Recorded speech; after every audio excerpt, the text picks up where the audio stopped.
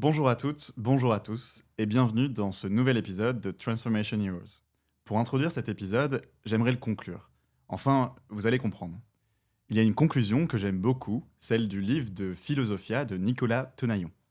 Les progrès de la science suscitent des nouvelles interrogations. Et vous le savez, sur ce podcast, on aime poser des questions, et il y a d'autres personnes qui aiment y répondre. Les philosophes d'aujourd'hui débattent de l'homme, des questions d'éthique, de la bombe climatique, de l'intelligence artificielle. Ce que sera le monde de demain, on ne peut le penser à l'avance, mais on peut le décortiquer. Pour en parler aujourd'hui, j'accueille Laurent Paillet-Chevalier, philosophe, conférencier, professeur en lycée et à l'université. Il intervient aussi en entreprise et auprès des dirigeants en tant que spécialiste de philosophie générale et d'éthique en entreprise. Tu vois, là, on commence à comprendre l'IA. Tu vois, elle n'est pas là pour me décentrer de mon truc, elle est là pour me ramener de plus en plus à l'authenticité. Tu vois, mais comme un retour violent. Tu vois, on a lancé le truc, on a regardé pas en arrière. Là, c'est 200 ans plus tard avec la crise climatique. On va déconner, quoi. Tu sais, j'ai beaucoup de gens qui disent, on voit ça sur les... Ouais, l'IA est un danger, l'IA est un danger, attention. Je dis, les gars, moi, si je regarde le Doliprane du point de vue du danger, j'en prends pas. Faut pas que tu penses le danger. Tu vois, il faut que ce soit net, quoi. Penser, c'est tenir à distance la peur. Et je pense pas si je suis dans la peur en permanence. Tu vois, si je crains que l'IA... Non, mets ta peur de côté 2 minutes, viens, on parle. Tu vois, regarde-toi dans les yeux de quelqu'un qui t'aime. L'IA ne fera jamais ça. Salut Laurent, comment ça va ? Baptiste, ça va et toi ? Super, merci beaucoup, merci de nous accueillir chez toi. J'ai refait la déco. C'est très esthétique, très beau de goût. Merci d'avoir accepté notre invitation. Plaisir. Aujourd'hui, on est là pour parler de beaucoup de choses. On a un petit peu travaillé, décortiqué ce sujet autour de l'intelligence artificielle, autour des entreprises, autour de ce qu'est un client et comment les cartes sont un peu aussi rebattues. C'est des choses dont tu vas nous parler aujourd'hui. Peut-être pour introduire le sujet, je sais qu'il y a des mots qui sont importants et qui doivent être définis pour que notre audience comprenne de quoi on parle. Ouais, et je pense que c'est une méthodologie générale. Je pense que ordinairement, les gens, quand ils ont un sujet en tête, ils foncent, ils discutent, puis on ne sait pas de quoi on parle. Tu vois, je pense qu'à l'heure de l'IA, où tout le monde sait de quoi on parle, tout le monde connaît Claude, ChatGPT et autres, je pense qu'il faut revenir au basique, intelligence artificielle. Alors, ce que les gens comprennent, c'est que c'est une machine, c'est plutôt un être artificiel qui a une intelligence et qui est capable de penser et d'organiser. Tu vois, ça, je pense, c'est un argument uniquement marketing et c'est pas du tout le réel. Ouais. Tu vois. Alors, on peut décomposer. Tu vois, intelligence, c'est le mot le plus dur. Ordinairement, tu sais, même quand je suis avec mes élèves, je leur dis que commencez jamais par définir le mot le plus difficile. Le mot d'intelligence. C'est trop compliqué. Commençons par l'autre, artificiel. Tu vois, ça veut dire quoi ? Tu vois, c'est un mot qui, on peut le décomposer. Bon, on perd un peu de latin pour être un peu pédant, mais artefact, l'artefact, ce qui est fait, l'art qui est fait de nos mains. On peut l'entendre comme ça. Donc, ce qui est artificiel, c'est ce qui est fait de main d'homme. Classique, on oppose le naturel à l'artificiel. Donc, on parle d'une intelligence qui est faite de main d'homme. Et je pense que dans l'expression, le mot le plus important, pour le coup, c'est artificiel, rétrospectivement, et pas intelligence. Si tu veux, l'artificiel, on le connaît. On vit dans un monde qui est créé de main d'homme, un monde artificiel. Tu vois, tes vêtements, c'est pas naturel. Tu vois, J'ai essayé. ça n'a pas marché. Mais c'est compliqué. Mais c'est compliqué parce qu'on n'est pas des animaux. Tu vois, on n'a pas de fourrure, on n'a pas de griffes. Tu vois, c'est Platon qui parle de ça. Dans l'Antiquité, on pensait même que c'était les dieux, tu vois, qui avaient donné aux hommes la connaissance du feu et autres pour pouvoir s'habiller et faire des choses. L'être humain n'est pas un être qui naturellement peut vivre comme ça. Si on me lâche nu dans la forêt de Rambouillet, je ne tiendrai pas longtemps. J'ai besoin de l'artificiel, j'ai besoin du travail de mes mains pour pouvoir survivre. Et ça, c'est, entre guillemets, ça fait partie de notre nature, non pas au sens de ce qui est naturel, mais de ce qui est le propre de notre espèce. Tu vois, donc notre nature a besoin de l'artificiel. C'est un petit paradoxe, mais c'est sympa. Le mot intelligence, dans l'intelligence artificielle, je pense qu'il est, alors, moi je pense qu'il est critiquable et je pense qu'on n'aurait pas dû l'utiliser parce qu'il fait croire aux gens qu'on aurait un espèce de cerveau fait de main d'homme, un espèce d'esprit, tu vois, fait de main d'homme qui fonctionnerait tout seul. Et c'est là quelle est l'erreur. C'est que c'est vraiment une machine artificielle qui nous aide à penser. Tu vois, et donc, première critique, ou plutôt premier aspect de discussion, recentrons d'abord sur le mot artificiel. Voilà, c'est un truc qui est fait par les hommes, pour les hommes, donc en vue d'une tâche particulière. Puis si tu regardes un peu les objets artificiels qu'on a fabriqués, tu vois, là j'ai un gobelet, là, tu vois, ça c'est ce truc artificiel, il a une destination, il a une finalité. Ouais. Tu vois, il sert à un truc. Donc, première question, si les hommes ont fabriqué un truc, une IA, laissons le mot intelligence pour l'instant de côté, un truc artificiel, un machin, une machine artificielle, à quoi ça sert? Première question, à quoi ça sert? Mon gobelet, il est artificiel, il me sert à boire. Ouais. Donc, à quoi sert cette machine artificielle? Donc, pour répondre à la question, on va pas y répondre tout de suite. Ça va être trop simple. Je vais encore rester un petit coup sur l'artificiel, tu vois. L'artificiel, c'est ce qui est fait de main d'homme. 2, l'artificiel, ça sert à un truc. Ouais. À quoi ça sert, il faut comprendre. 3, l'artificiel, ça sert à décupler notre force. Je ne sais pas si tu fais un peu de construction chez toi, de travaux. Un petit peu. En ce moment, un petit peu. Un petit peu, ouais, tu connais la perceuse. Donc, l'idée, c'est que quand on a un outil entre les mains, un truc artificiel, ça sert à décupler une puissance de la main. C'est-à-dire que la main, elle va être capable de dévisser un boulon, mais à un moment donné, il faut une pince, quoi, parce que c'est trop dur. Donc, l'artificiel va aussi nous aider à développer nos capacités naturelles. C'est-à-dire que ça ne vient pas pour remplacer une capacité qu'on a, ça vient pour décupler un geste. Conclusion de l'affaire, il faut savoir faire. Tu vois, si je te passe une perceuse, si je te passe un tournevis ou que sais-je, si tu sais pas faire, tu vas me regarder. À quoi ça... Donc, tu vois, dans le tournevis, c'est sympa parce que quand tu as le tournevis, il faut que tu saches à quoi est-ce qu'il sert le tournevis. Donc, il faut comprendre à quoi sert la forme du machin pour rentrer dans quel machin et qu'est-ce qu'il faut faire avec le machin. Ouais.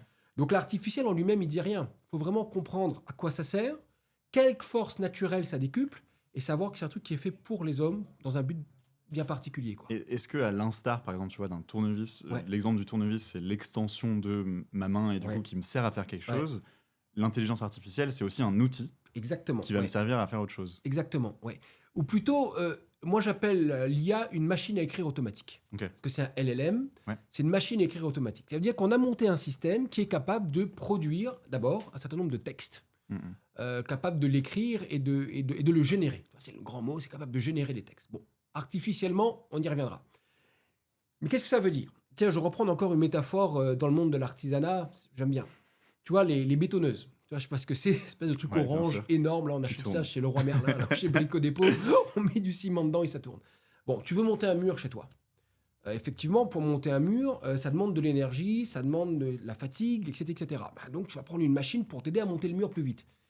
Ouais, mais si tu sais pas monter le mur, la bétonneuse va te servir à rien. Donc, tu vois, l'IA, j'ai encore entendu ça là sur France Inter hier, j'étais un peu scandalisé, donc coucou les amis de France Inter, on peut en parler quand vous voulez. Le gars, il dit, voilà, j'ai voulu monter une émission, et puis j'ai demandé à l'IA, à Claude, là, de monter l'émission à ma place. Ouais. Bah non, moi, je vais pas te vendre bétonneuse en lui disant, tiens, monte le mur. C'est moi qui ai la compétence, c'est moi qui sais comment monter le mur, sur quelle hauteur, quelle profondeur, le soubassement, etc. Je sais tout ça. Sauf qu'à un moment donné, dans le processus pour monter le mur, je vais utiliser la bétonneuse. Donc, je pense qu'il faut s'imaginer l'IA de la même manière. Tu vois, je pense à mes amis élèves et étudiants, coucou. Hein. J'ai un projet, écrire un mémoire, j'ai un projet, faire une recherche. Je vais d'abord structurer mon projet, puis à certaines étapes du projet, l'IA va venir m'aider, comme la bétonneuse, pour pouvoir faire la chose. Mais la bétonneuse, elle ne sait pas tourner du ciment. Si je ne sais pas qu'il faut 3 sacs de ciment, 3 seaux de sable, etc., un seau d'eau, c'est la vraie recette en fait. si je ne sais pas, je ne vais absolument pas réussir à utiliser ma bétonneuse. Mais l'IA, c'est pareil. Qu'est-ce qu'il faut que je mette dedans pour que ça tourne? Et au final, peut-être monter la moitié d'un mur ou 3.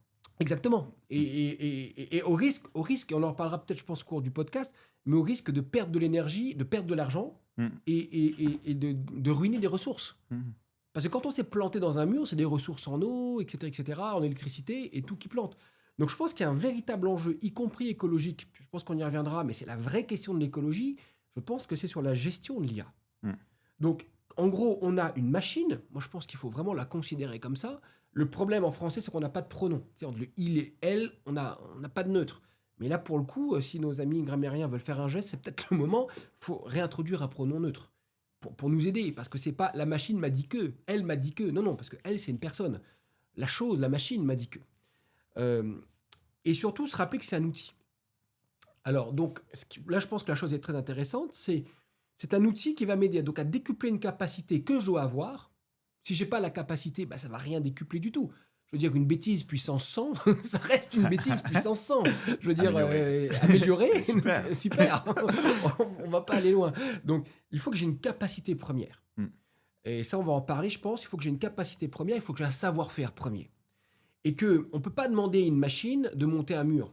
Tu vois, je te donne un autre exemple pour ceux qui sont moins dans la maçonnerie, mais plus dans la cuisine. Mon père est pâtissier, tu vois. Alors moi, j'ai toujours vu mon père faire un truc que j'ai compris des années après. Mon père montrait les crèmes fouettées là, à la main. Tu sais, tu mets de la crème. Il me dit, jamais de la machine.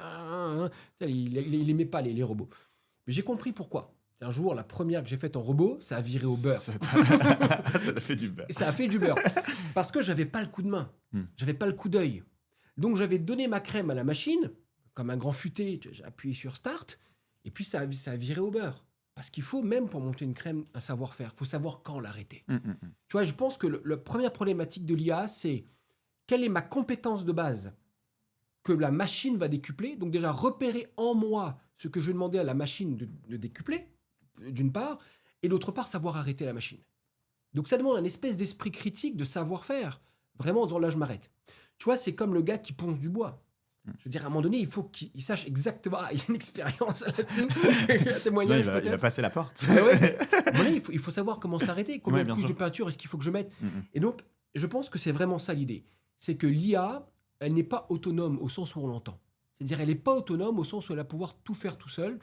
On parlera peut-être tout à l'heure, il y a peut-être des limites encore à ça. Mais elle n'est pas autonome à 100%. L'IA, elle a besoin de moi. Elle a besoin de moi pour démarrer, pour cadrer son problème, ce qu'on appelle contexte là, de manière simple et non philosophique. Elle a besoin de moi pour démarrer, elle a besoin de moi pour cibler la tâche. Je ne peux pas la laisser faire, elle n'est pas autonome en ce sens-là. Donc, elle reste pour moi un outil. Et donc, toute la question, je pense, première, c'est quelle est ta compétence, quelle est ta capacité que tu veux développer avec l'IA. Et là, ça va poser un certain nombre de problèmes, tu vois, sur l'authenticité, etc. Mais je pense qu'on aura tout à l'heure l'occasion d'en reparler un peu. Il y a plusieurs sujets que tu as cités qui sont, je pense, enfin, on y reviendra, mais notamment la question de la crise climatique, comment est-ce que l'IA utilise les ressources pour fonctionner. Ça, c'est une des méga tendances actuelles, en plus de l'intelligence artificielle. La deuxième, c'est d'abord de comprendre l'IA comme un outil. Ça suppose deux choses. La première, c'est qu'elle doit être encadrée, c'est ce que tu mentionnes. Excellent. Elle doit être dans un système. Et la seconde, c'est peut-être qu'on a pensé l'IA comme l'outil qui allait changer nos vies et ou régler nos problèmes. Et c'est peut-être pas le cas. Là, tu mets le doigt dans la prise. Mais tu sais, il y a Michel Foucault qui dit un truc que j'aime particulièrement. Aurons-nous des anthropologues de notre propre civilisation ? Tu vois, ça, c'est une phrase énorme de Michel Foucault. C'est qu'on est très bon, nous, pour être anthropologues de nos voisins. Tu vois, en anthropologie asiatique, africaine, on est très bon. Mais saurons-nous être les anthropologues de notre propre civilisation ? Je traduis, est-ce qu'on va savoir voir les angles morts de notre propre culture ? C'est ce qu'on a appelé, ce que Gadamer a appelé un préjugé, dans Vérité et méthode. Tu vois, un préjugé, c'est pas des préjugés racistes, les ceci. Non, un préjugé, c'est ce qui est pensé par avance. Tu vois, je te le fais simple.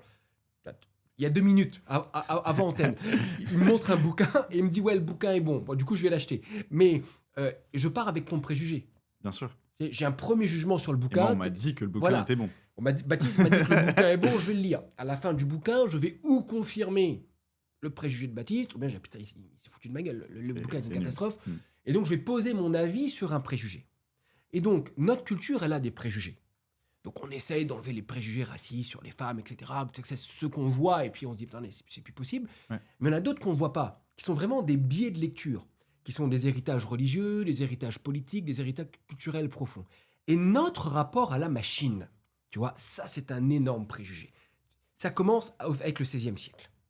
À un moment donné, on se demande, tiens, qu'est-ce que c'est qu'un corps ? Tu vois, là, il faut s'imaginer, tu vois, la période de Descartes, il faut remonter. La médecine qu'on connaît, c'est fin 18e, début 19e. Tu vois, qu'elle apparaît vraiment, Pour les amoureux de l'histoire de la médecine, il faut se rappeler que les médicaments qu'on donne pour que les gens s'endorment sont inventés à la fin du 19e siècle. Donc, pour te dire, se faire opérer au début du 19e, c'était autre chose. À notre plaisir. Mais tu vois, donc on commence à se demander au 16e, c'est quoi le corps ? Tu vois, c'est là qu'on a... On a Léonard de Vinci, tu vois, qui commence à dessiner les corps, les croquis, on ouvre des cadavres, on dissèque des chiens vivants, etc. Bon, c'est une période assez fun. Mais... pourquoi on pose la question ? On essaie de comprendre comment le corps fonctionne. Puis là, Descartes, il va sortir un truc énorme. L'homme, le corps, tu vois, c'est un automate naturel. C'est un automate naturel. Je traduis, c'est une machine dont les briques sont vivantes. C'est terrible, parce que tu sais, on va ouvrir des chiens vivants, si le chien a couine, bah, c'est normal, on a tiré sur la corde, ça couine, quoi. Donc on n'a pas l'idée de la souffrance animale au début. Mais pourquoi on n'a pas l'idée de la souffrance animale? Parce que le corps est une machine. Et là, ça vient percuter un truc violemment dans notre culture, c'est qu'on dit, et si on était que ça? Et si on était que ça? Et si on n'était qu'une machine vivante, quoi? Et donc, on a commencé, puis c'est conservé là à Paris, il y en a qui passent au CNAM, là, on a conservé des automates naturels, des automates mécaniques, pardon, tu sais, qui vont jouer du violon. Donc, on va avoir des espèces de robots, tu sais, il faut s'imaginer, tu vois ça en Suisse, tu sais, l'espèce de coucou là, qui tournent autour des églises. Oui. Donc, il faut s'imaginer des espèces de robots comme ça, mais pas au sens où on font de la l'entend, musique. mais qui font de la musique, qui vont jouer des trucs au complet, donc les gens sont fascinés, ça joue du violon et tout. Et en fait, ça nous pose une question. Et si je n'étais qu'un automate naturel? Et donc, la question qui émerge, c'est la question de notre nature. Tu vois, on a toujours pensé que Dieu nous a créés, je suis, comme en bon latin, imago Dei, je suis image de Dieu. Ouais, mais si au fond, tu n'étais qu'une machine naturelle. Il y a un truc qui est intéressant, c'est qu'il n'y a pas trop longtemps, je me baladais avec une de mes collègues et on passe devant un stand où, tu sais, ils présentaient les nouveaux robots chinois qui dansent. Ouais. Tu vois, les robots qui font du kung-fu. Très bien. Très bien. Et au bout d'un moment dans la présentation, ils poussent le robot tombe, et ma collègue, elle me dit « Ah non, mais pourquoi il lui fait ça? C'est pas très sympa. » Ouais, c'est ça. Et j'ai l'impression que, par rapport à ce que tu dis au début du 16e et l'automate naturel, on a inversé la tendance. Oui. Mais parce qu'en fait, on s'identifie, en fait. Ouais. Et en fait, c'est le même sujet. Le sujet, c'est est-ce que je peux m'identifier à la machine? Tu vois, tout le 19e, on s'est identifié à l'animal. L'évolution, Darwin, tout ça. Finalement, est-ce qu'on n'est pas qu'un chimpanzé qui pense un peu plus? Moi, je rigole. Les collègues dans sciences ne trouveront pas ça très juste. Mais voilà, est-ce qu'on n'est pas une forme de primate capable de penser? Tu vois, c'est ça l'idée. Mais au 19e, on est en train de se comparer on commence à se comparer à la machine. Tu vois, et ça, c'est très fort. Et ça vient casser un mythe religieux. Je rappelle qu'on est juste après les textes quasiment contemporains des textes de Hobbes, le Léviathan, on y reviendra. Ouais.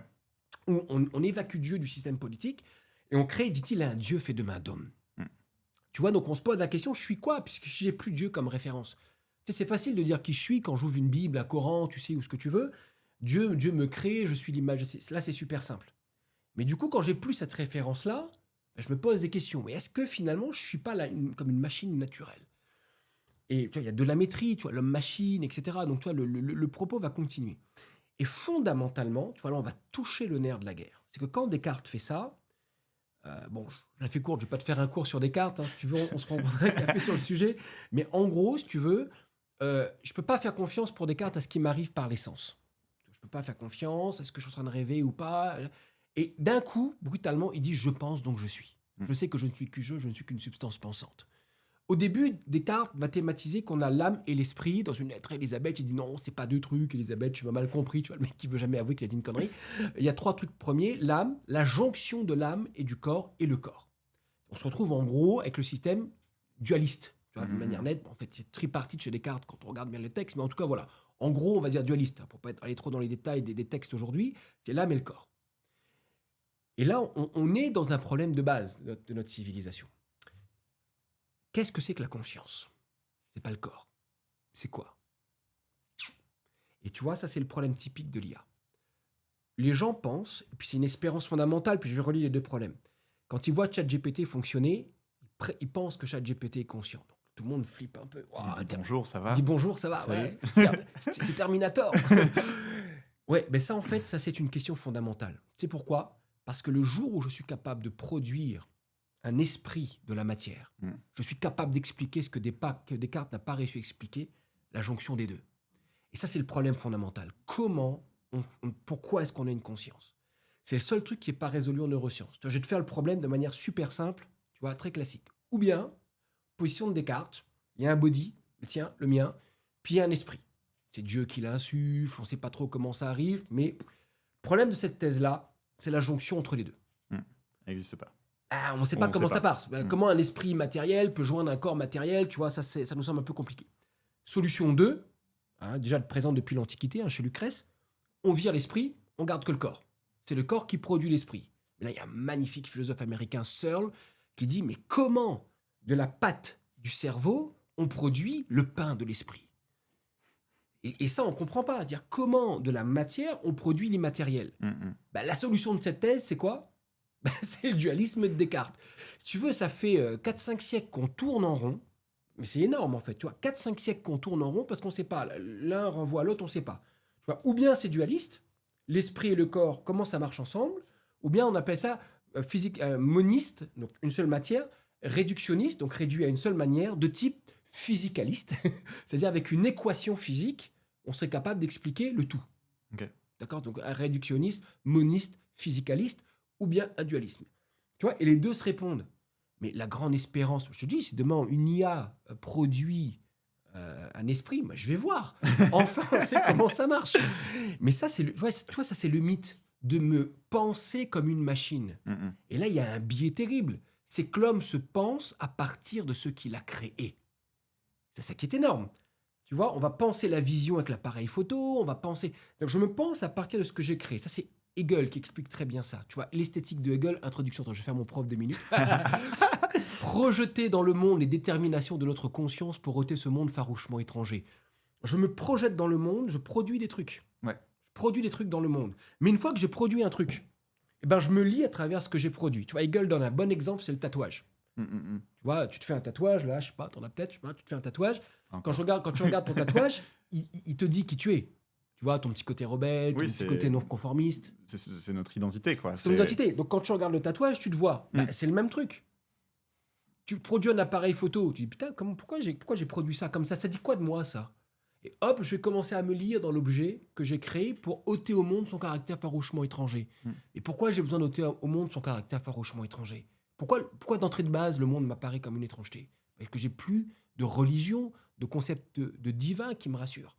Tu vois, donc j'ai besoin de me lire dans mes objets en me disant, tiens, est-ce que finalement, je suis pas un peu comme l'appareil photo? Est-ce que je suis pas un peu comme l'IA? Et du coup, on dit, putain, si l'IA pense, ça va dire enfin qui je suis. Tu vois, mais ça, c'est un mythe qui remonte au XVIe siècle, quoi. Mais la question sous-jacente, c'est que l'IA ne pense pas. L'IA ne pense pas. Elle Moi, calcule.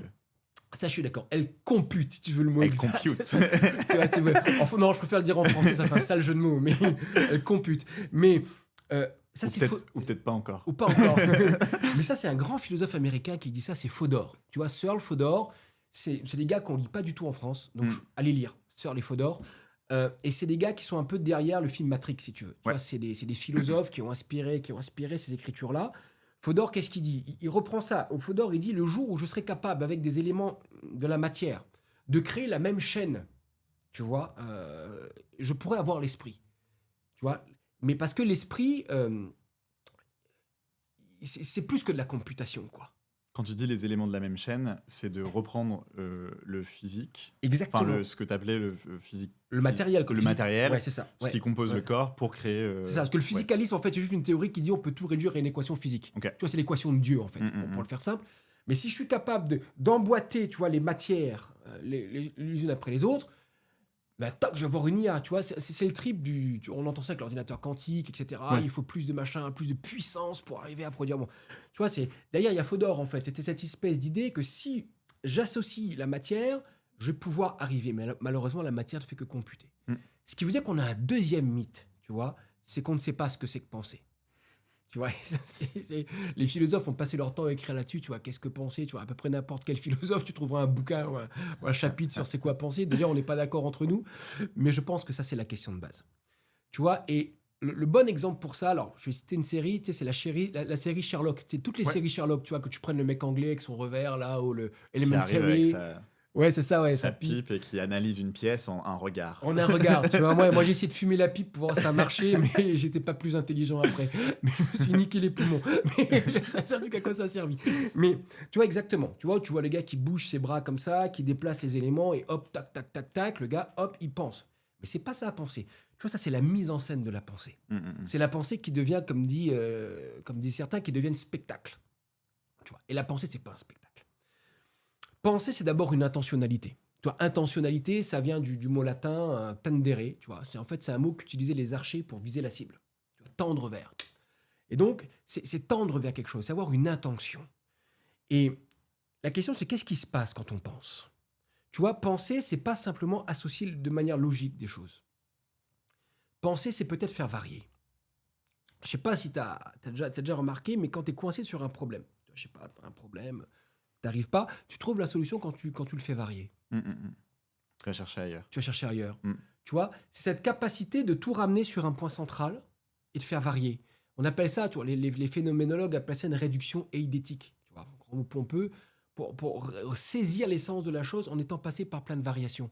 Tu vois, penser, c'est pas simplement une suite logique. Alors, je vais te faire un petit cours rapide, tu vois, c'est assez fascinant. Tu vois, Thomas d'Aquin, tu vois, un gars que j'aime bien. Thomas d'Aquin, c'est un gars qui pense à partir des objets qui existent déjà et qui va déployer les raisons. Le gros présupposé de la pensée thomiste, c'est que la chose est. Tu vois, et il déploie. Tu vois, argument, c'est le syllogisme, tu vois, Ouais. majeur, mineur, conclusion, tu en déploies le truc, et puis de là, on arrive au truc. Le problème de Thomas d'Aquin, quand tu regardes bien, c'est ce que lui reproche un peu Descartes, c'est qu'il n'y a pas de je qui pense. Tu vois, c'est pas toi qui penses. L'argument est de base universel, quoi. Dès que tu as catché le truc, c'est bon. Tu as les étapes, ça roule. Penser, c'est toujours un acte où c'est moi qui pense. Tu vois, et ça, c'est le grand truc de Descartes. Le critère de vérité, c'est toi. C'est toi qui, à un moment donné, va dire c'est vrai. Ça suppose que, au bout d'un moment, tu décides, quoi. Tu décides que cet Exact. objet est selon Ouais, ce que tu penses. oui, et que. Alors, tu vois, c'est pas du relativisme. Tu vois, c'est pas chacun pense ce qu'il veut du truc. Mm. C'est qu'à un moment donné, ça devient, dit Descartes, pour toi, assez clair et distinct. Ouais. Au point que tu dises, on peut pas le confondre avec autre chose, c'est sûr, c'est ça. Tu vois, le critère de vérité, c'est le sujet pensant qu'il apporte. Il est pas d'entrée de jeu à l'extérieur. Et ça, c'est un travail, tu vois. Et ça m'amène sur la deuxième grande erreur. Tu me relances sur Descartes, faut pas faire ça. Tu vois, au début du discours de la méthode, il y a un truc que quasiment personne n'a compris. Tu vois, je vais pas te le citer au complet parce que ça va endormir tout le monde, mais tu vois, le bon sens, c'est la chose au monde la mieux partagée. Tu vois, alors tous les Français ont dit c'est bon les mecs, je suis intelligent. C'est bon, ça y est. Ça y est, Descartes a dit que j'étais brillant. Non. C'est une blague en fait que sort Descartes.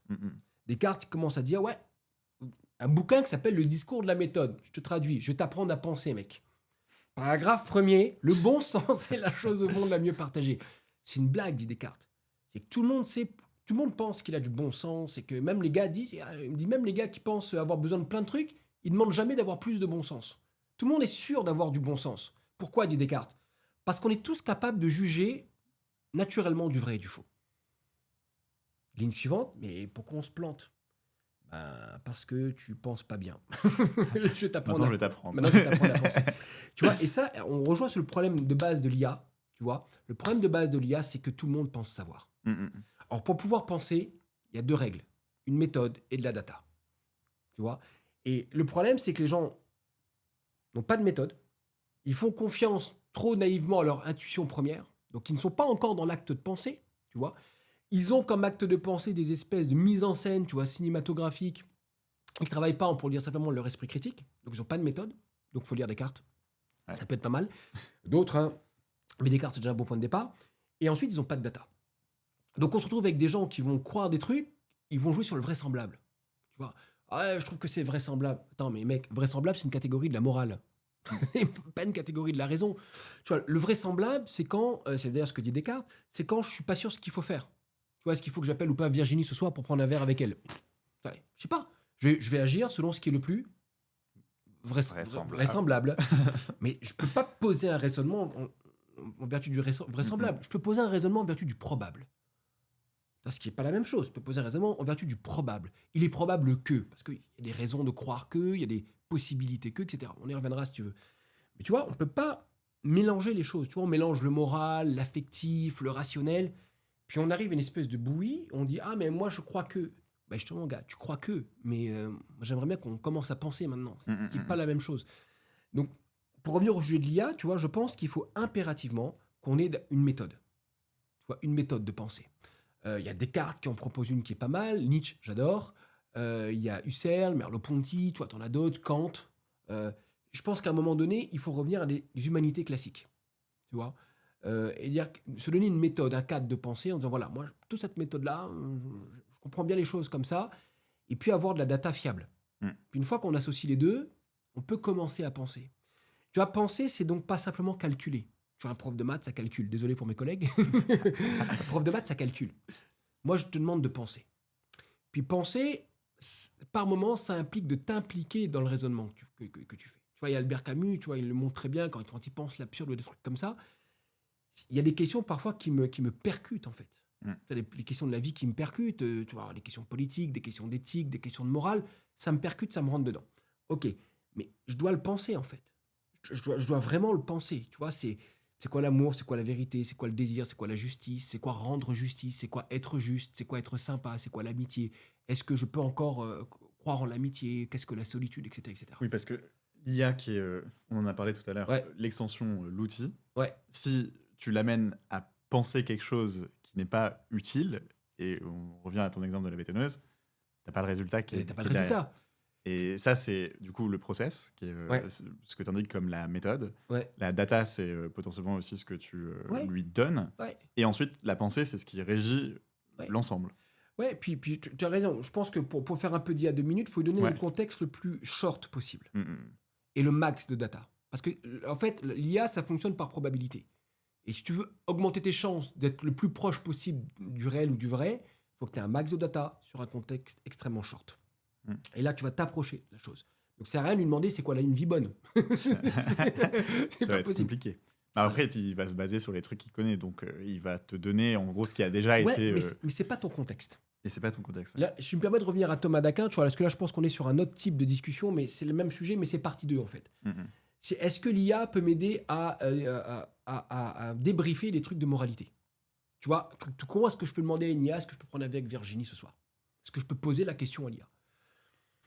Là, on va revenir de 3 secondes à Thomas d'Aquin, parce que c'est hyper important. Dans le processus de décision morale, Thomas d'Aquin indique 3 choses. Délibération, décision, action. La délibération, stade 1, il dit que Dieu lui-même ne peut pas intervenir. C'est énorme. La délibération, c'est l'idée où tu identifies le bien. Et tu te demandes comment je vais faire pour le faire. Tu vois, parce qu'entre identifier le bien, pouvoir le faire, il y a déjà une marge. Là, dans cet élément-là, il faut que tu prennes un max d'informations. Parce que tu ne peux pas jouer à l'innocent. Tu vois, jouer à l'innocent, ça veut simplement dire pour Thomas d'Aquin, j'ai pas cherché l'info. Ah bon?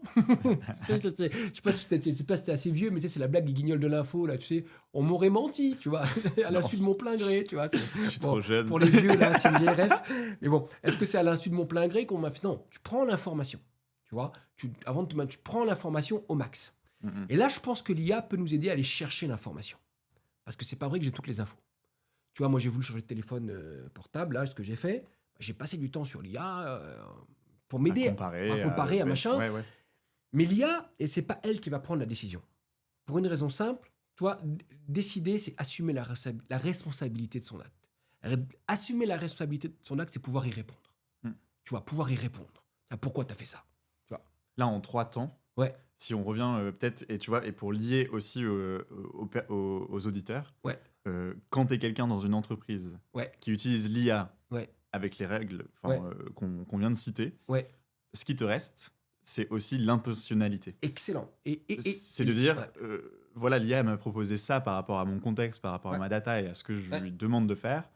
Elle me propose de, je sais pas, tu vois, souvent c'est 5 points. Elle te met 5 trucs, et elle te dit, voilà, ça c'est le meilleur, ça c'est le second meilleur. Moi je pense, et parfois elle te conseille un truc aussi, elle te dit, le choix 2, c'est quand même vraiment pas mal parce que ça te donne un bon équilibre entre les deux.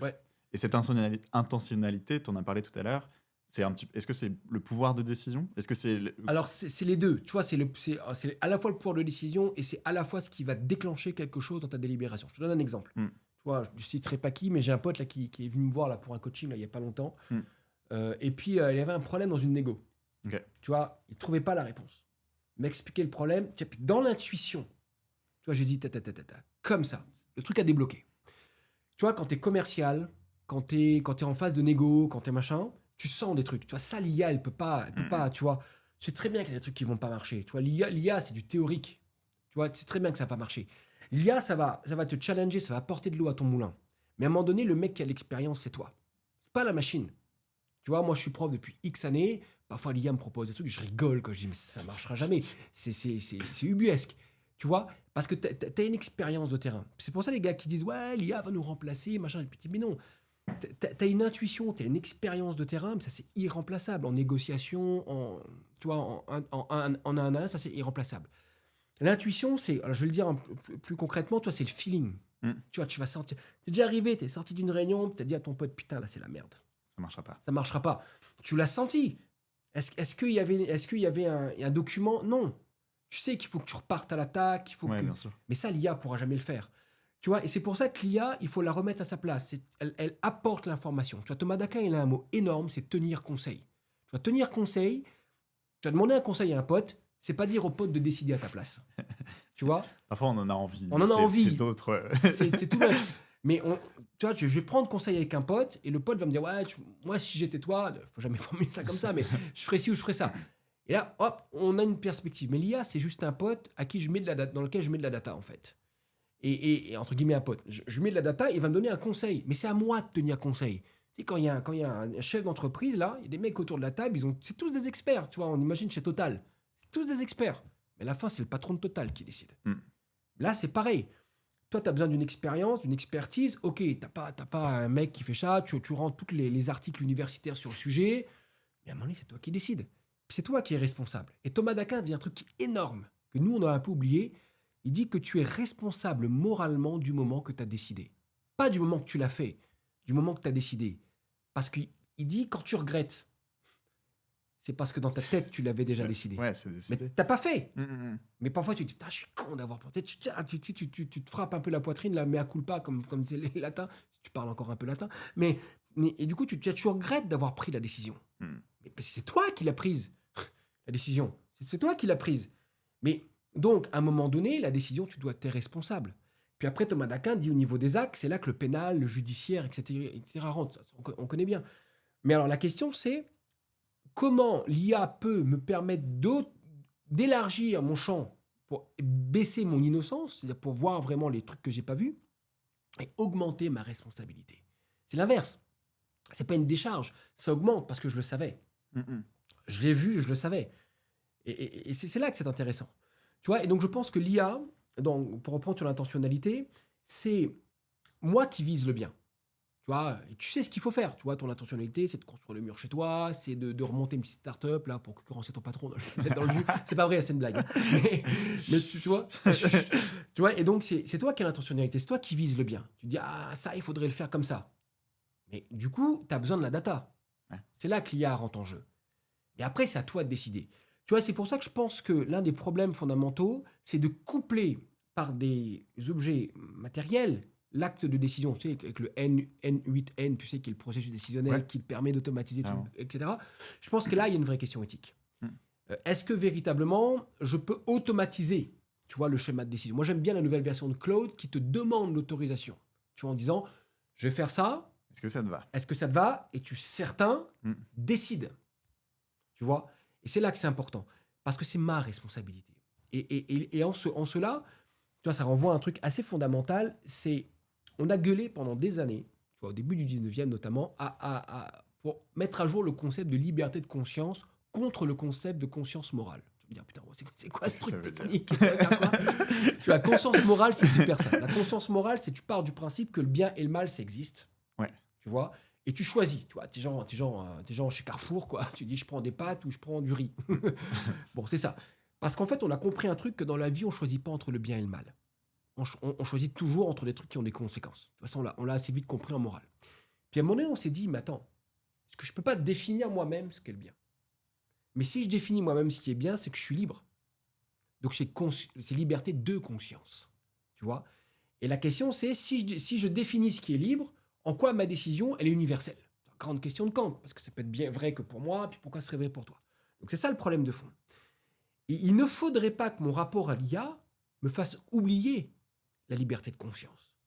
C'est moi qui librement va cliquer sur l'IA. Premier truc de base. Au début et à la fin. Au début et à la fin. C'est moi qui vais cliquer sur l'IA. Donc qui choisit d'aller cliquer? C'est moi. Donc je suis responsable de tout ce qui sort. Ça désigne un concept dont on a parlé au début. C'était est-ce que l'IA va me remplacer? Oui. Et non. Et si au début et à la fin, elle a besoin de nous, oui. Aujourd'hui... Mais c'est l'inverse, c'est nous qui avons besoin d'elle. Tu vois, moi, je pense qu'on a monté un monde qui est tellement complexe. Et je pense que c'est notre erreur. Tu vois, je prends juste le système français, mais c'est connu, tu sais, les impôts, les formulaires, etc. Ça fait beaucoup de choses à faire. Beaucoup de choses à faire. Et de données aussi. Et de data. Donc, à un moment donné, on s'est dit, ben, pourquoi ces datas-là ne vont pas se croiser toutes seules, tu vois? tout Français se demande pourquoi la CAF, les impôts, mon patron, pourquoi est-ce que tout ça, c'est pas déjà connecté, quoi? Pourquoi est-ce qu'il faut absolument que j'aille déclarer un truc? Puisque mon salaire, c'est officiel quand même. Et ben c'est ça la réflexion de base. Il y a deux trucs. Il y a ça, et ensuite, il y a eu, je pense, une perte de compétences. Tu vois, on en rediscutera si tu veux pourquoi est-ce qu'on a perdu de la compétence. Ça, c'est discutable, parce que tu sais, c'est des vagues dans l'histoire de l'humanité, mais bon, peu importe. Mais, et je pense que c'est ça le problème. C'est qu'on a monté un monde qui est tellement complexe que nous-mêmes, ça nous saoule en fait. Puis il faut dire la vérité. Il y a des tâches qui sont inutiles. Malheureusement, nous avons des gens employés à des tâches que personne ne veut faire. Ça, c'est le premier truc. Donc effectivement, ces emplois-là qui sont à haute qualification ou à basse qualification vont être impactés. Mais ça a été le lot de l'humanité et de tout processus de modernisation. Tu vois, la différence, c'est peut-être qu'on n'aura pas la taxe charbon. Mais c'est le truc charbon, là. C'est qu'on a encore les cheminots. Mais il y avait des gars qui mettaient du charbon dans les trucs. Ils sont plus là. Il y avait des gars qui éteignaient les lumières dans les rues. Ils sont plus là. Mais ça reste des choses nécessaires. Donc ça, c'est le premier truc. Oui, il y a des emplois qui vont être impactés. Mais à un moment donné, l'IA ne peut pas produire un PowerPoint de cours pour moi. Mais je vous mets au défi. Je veux dire, allez sur Gemini, allez sur Gamma, allez sur ce que vous voulez, et dites, voilà, fais-moi un cours sur Kant. C'est pas possible. Moi, j'ai fait tester là, des élèves. Je leur ai proposé de faire une critique éthique de certains influenceurs d'Instagram dans un cours que j'ai à la fac. Les mecs, ils ont tous couru sur l'IA. Ça ne voulait rien dire, en fait, parce qu'il n'y avait pas de problématique. Ils ont rien apporté au moulin. Donc l'IA dit ce qu'elle avait envie de dire sur le truc, avec des parfois plus ou moins compréhensibles. Et donc c'est ça l'idée. Donc le premier point, je pense, tu vois, c'est de se dire, ouais, il y aura la perte d'emploi, mais d'abord, no panique. Ça a toujours été comme ça. De deux, moi je pense que ça va changer notre rapport au travail. Parce qu'on a un rapport depuis Karl Marx, c'est lui qui a pensé ça, mais je ne vais pas paraître marxiste aujourd'hui, mais pour le coup il a raison. On définit la production, la plus-value, la survaleur, dit-il, plus exactement, en fonction du temps de travail. Tu vois, et l'optimisation dans les boîtes, qu'est-ce que c'est? C'est je vais te faire la tâche la plus courte, qui va te donner le moins de temps possible, et je vais te rémunérer en fonction de ce temps-là. Et Marx, c'est cyclique aussi? C'est la répétition de... Ouais. C'est la répétition des tâches, l'aliénation, etc. Mais on pourra y revenir si tu veux. Et donc, si tu veux, l'idée de fond, c'est que ça change. En fait, avec l'IA, on passe tous au statut cadre. C'est-à-dire qu'en fait, moi, il me faut X temps pour faire telle tâche, ordinairement. J'ai une IA, X temps, mon temps est réduit. Donc, bien sûr. Qu'est-ce qu'on paye? Mais les artisans ont déjà été confrontés à ce problème. Il faut s'imaginer qu'au 19e siècle, monter une charpente, ça ne se fait pas en 5 minutes. Bon, on a inventé des grues, des machins pour diminuer la pénibilité. Maintenant, on va recalculer à la tâche, au mur, je ne sais pas. Donc, il faut recalculer ce rapport à la facturation. Ça, c'est le premier point. Deuxième point, ou plutôt troisième, je pense qu'il faut arrêter avec ce mépris du monde ouvrier. Tu vois, derrière la question de l'IA, c'est mon petit côté de gauche là, mais il y a un vraiment mépris du monde ouvrier qu'il faut arrêter. Parce que ce problème, on l'a déjà traité dans l'histoire de l'humanité. Tu vois, imagine-toi que tu es au début du 19e siècle, tu fais les choses de tes mains, tu montes ta table, comme disent les Québécois, tu gosses ton morceau de bois, tu sais, pour qu'il soit joli. Puis là, bam, industrialisation. Tu gueules, tu dis, ouais, mais la table, elle porte plus la marque de ma personnalité. Tu vois, c'est une table en bois, les fêtes, c'est pas pareil. Ouais, mais à un moment donné, il faut produire des tables en bois, mec. Et tu vas pas être capable de faire des tables en bois pour tout Paris. Donc, c'est le problème d'Adam Smith, tu sais, d'avoir des biens en production nécessaires, etc. Bon, on y reviendra, c'est dans la richesse des nations. Mais donc, l'artisan, si tu veux, on a quitté le fait main de l'artisan pour le monde industriel. Et ça a été un choc psychologique. Il faut pas minimiser ça. Tu vois, ton père c'était les corporations. Les corporations sont abolies en France au début du 19e, milieu du 19e pour l'Allemagne. Et donc, on fait les choses de ses mains. Et puis, du jour au lendemain, tout le monde dans les usines. Allez, tu appuies sur un bouton. T'as la mémoire de ton père qui gossait le bois. Qu'est-ce que c'est que ce truc? On a toujours dit, oui, mais le monde intellectuel, c'est pas pareil. Nous sommes des penseurs, vois-tu?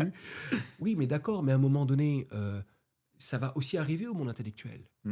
Et penser, ce n'est pas plus que faire une table. Je suis désolé, moi je suis philosophe, j'ai un grand respect. J'ai un cousin là qui est millionnaire et boulanger. Salut à toi, tu vas te reconnaître.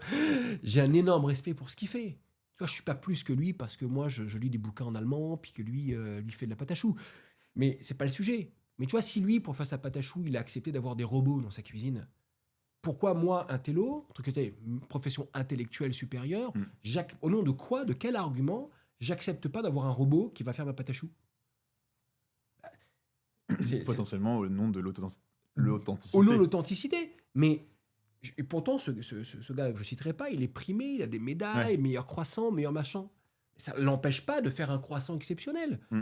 Mais attends, c'est bon, son four, il allume pas avec du charbon à... Tu vois, il n'y a pas un mec qui entretient le feu perpétuellement de peur qu'il s'éteigne. Tu vois, non, mais c'est pas ça, en fait. Il a son four qui est réglé au degré près, etc.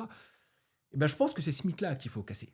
C'est-à-dire que oui, un intello, ça reste un intello, c'est ce que je suis, mais à un moment donné, je peux quand même m'aider de l'IA pour X tâches. Ouais, bien sûr. Là, on pense la première partie du puzzle, c'est la partie des entreprises, la partie des gens qui pensent, qui est de l'autre côté.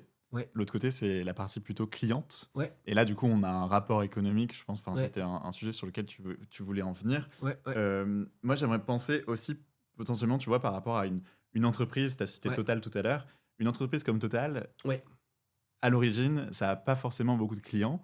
Ça sert, tu vois, 10 000 personnes et du coup, ça peut les servir authentiquement.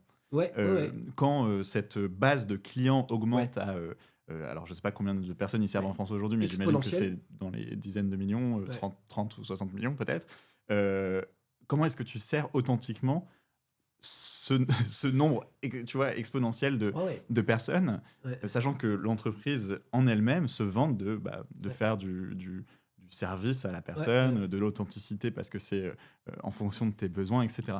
Est-ce qu'au milieu, et on revient tu vois, à ta jointure, est-ce qu'au milieu, il n'y a pas quelque chose, un outil qui pourrait y répondre? Ouais, alors moi, je vais être un peu violent. Mais tu vois, la question de l'authenticité, tu vois, un métier que je connais bien, parce que pour aussi dans l'éthique, dans cette filière-là, si tu veux, le comptable. Tu vois, un comptable qui fait, tu vois, je le reprends à plusieurs couches, ta question. Attention, ma maman est comptable. Bonjour maman, si je peux avoir une tarte de tarte la prochaine fois que je passe. Donc, les comptables, tu vois, les comptables, c'est très technique, beaucoup de normes, etc. Tu vas pas demander à un comptable de mettre sa patte non, bien sûr. Dans un fichier Excel. Tu vois, déjà, tu comprends que ça n'a pas de sens. Par contre, tu vas demander au comptable de correspondre à des normes, d'être très rigoureux, d'être carré, etc. Pourquoi pas l'IA comme process de vérification? Tu vois, pour diminuer les erreurs, pour diminuer les charges pénales, etc. Tu vois, là, ça devient intéressant. Donc, cette histoire d'authenticité, tu sais d'où elle vient? Elle vient de Hume, en fait. Je vais te raconter l'histoire, c'est assez énorme. En fait, c'est une question de morale. Alors, on va faire un peu de la grosse philo 2 secondes. Tu vois, c'est le problème avec les philosophes. Tu sais, tu veux parler d'un truc, puis t'amènes sur Vénus pour en descendre. C'est toujours le même problème. Tu vois, le problème, c'est Hume. C'est Hume, le problème. Hume, en fait, qui est le père de l'économie, et Adam Smith vient après Hume. Adam Smith reprend les éléments de Hume. Très intéressant. Il y a un truc qui s'appelle les vertus sociales dans son texte. La vertu, c'est un vieux mot scolastique pour dire faire ce qu'on doit faire pour être ce qu'on doit être. Tu vois, la vertu d'une montre, c'est de donner l'heure. Bon.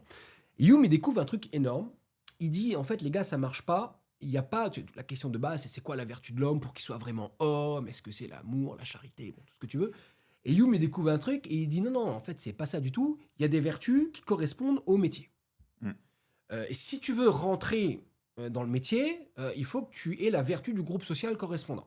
Tu vois, par exemple, un trader, c'est plutôt un mec un peu froid, tu vois, sans me mettre les traders à dos, hein. J'irais bien mon compte en bourse, non, j'en ai pas. Et donc, tu vois, donc c'est ça. Tu vois, un prof, on va plutôt s'imaginer un mec compréhensif. Tu peux le résumer ou le traduire à un statut? Non, c'est plus qu'un statut, en fait. Parce que le statut, il est social. La vertu, c'est vraiment un implicite. Tu vois, je m'attends que mon garagiste soit réglo, etc. Et en fait, ce que remarque Hume, c'est que ces vertus sont pas réversibles. Tu vois, je ne vais pas demander à un curé d'agir comme un trader. Les gens ça va pas marcher. Et en fait, il dit, mais en fait, c'est ça le truc. Mais l'astuce, dit Hume, et c'est le premier qui théorise ça, c'est que tu as une sanction économique, tu vois, si tu respectes pas les vertus du groupe social. Tu vois, il y a des youtubeurs qui ont vécu ça, on va pas citer de nom là, mais tu vois, les gars, ils sont pas allés en justice, tu vois, rien s'est passé, mais ils ont pas respecté les vertus du groupe social. Donc, qu'est-ce qui s'est passé? Sanctions économiques, ils ont été dégagées. Et nous, on a peur de ça. Donc ça, c'est la morale de fond du système libéral. Tu vois, morale de fond du système libéral, c'est si tu veux du flouze, comporte-toi comme tu veux, ce à quoi je m'attends que tu te comportes. Tu vois, ça, c'est la règle de base, c'est l'équation de base. Donc, du coup, on se dit, tiens, moi, si je suis prof, j'utilise l'IA, du coup, je suis plus authentique, je suis plus le prof auquel les gens s'attendent, donc je vais avoir une sanction économique. Tu vois, ça, c'est la peur de base. Tu vois, et je pense qu'il faut bien la comprendre, cette peur-là. Parce que, en réalité, il faut l'ajouter à un critère de performance et d'efficacité. C'est-à-dire que si mon boulanger n'est que souriant, mais il n'est pas capable de me faire mon croissant, à un moment donné, ça ne sert à rien. Et il faut corréler les deux. C'est-à-dire qu'il faut corréler l'efficacité économique de l'attendu, entre guillemets, social, de l'attitude de l'agent économique, Et là, on arrive précisément sur ta question. Est-ce que l'IA ne va pas me donner la possibilité de me recentrer sur ces vertus-là? Et je pense que c'est là la bonne question. Tu vois, par exemple, la vertu d'un comptable, c'est la précision ultime. Être une horloge suisse. Bon, alors, la vraie question, c'est comment est-ce que l'IA va permettre au comptable d'être la meilleure des horloges suisses? Tu vois, là, on commence à comprendre l'IA. Tu vois, elle n'est pas là pour me décentrer de mon truc, elle est là pour me ramener de plus en plus à l'authenticité. Tu vois, mais comme un retour violent. Tu vois, qu'est-ce que serait qu'un bon commercial? L'IA, comment peut-il me rendre encore plus excellent commercial? Tu vois, comme c'est ce qu'on disait au début, il faut qu'il y ait un truc de base que l'IA amplifie. Et elle va amplifier ce truc. Mais il faut encore l'identifier et mettre l'IA au bon endroit dans le process. Ça ne sert à rien de mettre l'IA sur tout le process, ça ne sert strictement à rien. Mais comment l'IA, par exemple, il y a des boîtes là, de facturation, tu as peut-être vu ça, là, qui te font, qui ont mis une IA quand tu scannes ton ticket de caisse, tac, tac, tac, ça, brillantissime. Combien d'erreurs ça faisait tu vois, donc les gars, si vous cherchez à monter une startup, je vous donne un bon conseil. C'est pas comment on déploie l'IA sur tout un process. La question, elle est simple. C'est quel problème est-ce que j'ai où l'IA va permettre de diminuer les facteurs d'erreur et augmenter ma vertu sociale. Où les gens vont me reconnaître. En fait, c'est un backup, en fait. Ouais, bien sûr. C'est la première fois qu'on a un filet, en fait, qu'on peut déployer. Déployons-le, le filet. Tu vois, regardons pas le truc en disant « Ah non, non. » Mais tu vois, c'est comme tout. Imagine-toi, tu vois, à l'île de la Réunion, je suis réunionnais, coucou les amis, on a un truc qui s'appelle la route en corniche. On avait un truc qui s'appelait la route en corniche, maintenant on va pas plus loin. Le délire de cette route, c'est que les mecs ont mis un filet de sécurité sur toute la montagne. Le truc était ingérable, c'était la route la plus chère au monde. L'IA, c'est pareil.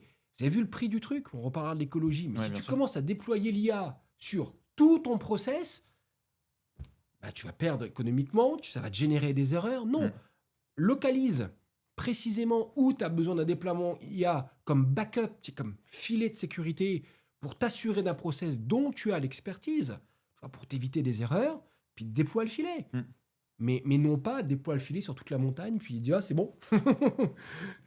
Total Energy se gère tout seul. Se gère tout seul. Mais c'est pas possible. C'est pas possible. Tu vois, et notamment, tu prends le cas de Total Energy, je pense que pour le coup, il est vraiment bon. Ouais. Il est vraiment bon parce que... pourquoi est-ce qu'il est bon? Parce que tu vois, je prends juste le cas où les gens s'attendent à un service simple. Tu vois, le service simple où on s'attend à la pompe, c'est tu payes, ça sort. Ouais. Si, tu prends Total, c'est l'essence, et après tu as l'électricité, etc. Tout ce qui nous sert ici, c'est assez simple. Merci. Oui, d'autres ailleurs, on peut faire pub. Merci EDF aussi. Mais tu vois, le process est simple. Mais justement, vertu, tu vois, pour sentir la simplicité, il faut alléger la charge. Tu vois, moi, j'aimerais bien que mes amis contribuables ou autres, mes camarades, comme disent certains, ou mes concitoyens, comme disent d'autres, mais que l'IA nous aide à simplifier nos rapports. Tu vois, c'est ça une IA efficace.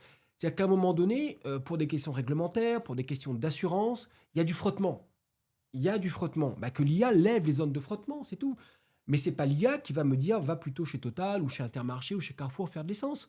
Ça n'a pas de sens. Mais en tout cas, il faut alléger la vie des gens, tu vois. Et moi, je pense que quand on va comprendre que l'IA va être capable de nous alléger, si et seulement si je le repère, c'est bon. Un bon exemple pour ça, c'est la métaphore du Thermomix. Tu vois, pardon, je vais pas être machiste 2 minutes, mais combien de femmes ont été libérées, c'est un vrai sujet de philo, par la machine. Aujourd'hui, si ma mère, je vais être cash, moi je viens d'une société traditionnelle, La Réunion, tu vois, si ma mère a été la femme qu'elle était, c'est parce que sa mère a eu la première télé, la première machine à laver. Tu vois, et ma mère s'est dit, le linge, c'est fini cette question. Et ça lui a libéré du temps. Tu vois, ça a allégé, tu vois, la vie de ma mère. Ce qui a fait que les hommes aussi ont pu s'investir dans les tâches ménagères parce que c'était plus simple, etc. C'est juste démarrer une machine, les mecs, c'est pas compliqué, tu vois. on va le faire. Tu vois, mais ça a libéré de la vie pour tout le monde. Ça a libéré de la vie pour tout le monde. Et l'IA, je pense que bien comprise, tu vois, cette machine, elle peut libérer de la vie pour tout le monde. C'est-à-dire qu'elle va arrêter les processus qui frottent, que je me casse la tête pendant des heures sur un billet d'avion, de comparateur de prix. Ouais. Qu'est-ce que tu penses qu'on cherche à la fin? Enfin, est-ce que c'est de la satisfaction, tu vois, auprès des entreprises? Est-ce que c'est, tu parlais de comparaison, mais je compare EDF avec, enfin, j'en ai pas d'autres. Total Énergie, tu vois, des fournisseurs d'énergie. Ouais. Qu'est-ce qui va faire que je vais aller vers l'un ou vers l'autre? Mais il faut que tu répondes spécifiquement à mon problème en me facilitant la vie. Ouais. C'est ça l'astuce, en fait. Et ça, tu vois, la personnalisation au client, Mm. c'est hyper difficile. C'est hyper difficile. Ça demande une capacité de retournement et des agents disponibles. Agents humains, je veux dire, physiques. Tu vois, moi, j'ai un problème avec, je veux dire très simple, mon boulot, il y a Internet qui a sauté, bon, pour des raisons X et Y. J'ai eu besoin de changer mon abonnement téléphonique et mon prestataire, dont je tairai le nom, me dit non, c'est pas possible avant 1 mois. Bah là, mec, faut que je bosse, quoi. Donc, je lui ai répondu cash, je vais chez la concurrence. Tu vois, ça, c'est le truc typique où je pense qu'une IA est capable de rechercher, tu vois, dans les modalités d'une boîte aussi énorme, tu sais qu'un Orange, un SFR, un Bouygues, le détail réglementaire qui va permettre, tu vois, de répondre aux clients pour éviter les frottements, garder le client et dynamiser. Tu vois, et toujours le processus décisionnel, quitte à ce qu'un manager en haut voit le truc arriver sur son écran, tu sais, puis il valide. Mais à un moment donné, ça va peut faire de la récupération d'informations beaucoup plus vite, gérer des situations beaucoup plus efficacement. Mais l'idée, moi, je pense, c'est d'alléger, tu vois, la vie des collaborateurs. D'alléger la vie des collaborateurs. Parce que combien de gens font des tâches répétitives, tu sais, sur des tableaux Excel, etc. Parce que c'est mon travail, j'ai toujours fait ça comme ça. Il y a une vraie peur, hein. Il y a une vraie peur. Ouais, si on m'enlève ça, on va me priver de mon travail. Non, tu feras peut-être autre chose. Parce que je te jure qu'on a besoin de toi, en fait. Mais du coup, je vais t'employer pour plus qu'un tableau Excel, que tu as des compétences, tu vois. Tu sais, cette espèce de burn-out en entreprise, tu vois, est-ce que c'est pas l'IA la solution? Entre guillemets, une des solutions. Tu vois, les gars qui disent « Ah, je trouve plus de sens au boulot, machin, les médecins, j'aimerais m'occuper plus des patients, moins de faire de l'administratif. » L'administratif, on ne peut pas y couper. On a monté une société administrative. Weber, on ne peut pas y couper, tu vois. Mais ouais, donc on va faire tourner une IA, on va mettre quelqu'un, un chef IA opérateur, tu vois, c'est un métier qu'il faudrait inventer, tu vois. Je le dis ouvertement, si on a qui me pique le concept, attention, la vidéo est datée. Mais tu vois, un chef IA opérateur qui va aider les processus décisionnels et qui va rendre efficaces les tâches pour libérer sur le cœur de métier. Et moi, je rêve que mon médecin soit plus avec moi qu'avec la Sécu, tu vois, c'est... mais honnêtement... Mais je pense que c'est tout ça qui va gagner. Mais effectivement, il y a des métiers qui vont disparaître. Tu vois, on pense au métier de secrétaire médical, qui est un métier qui a complètement disparu avec les boîtes. Tu sais, tu prends des rendez-vous en ligne et tout. Oui, mais peut-être qu'on peut réfléchir, réorienter. Et puis, tu vois, le point important, et là, je pense qu'il faut avoir des coronesses, pardon l'expression, mais c'est pas parce qu'on peut que l'on doit.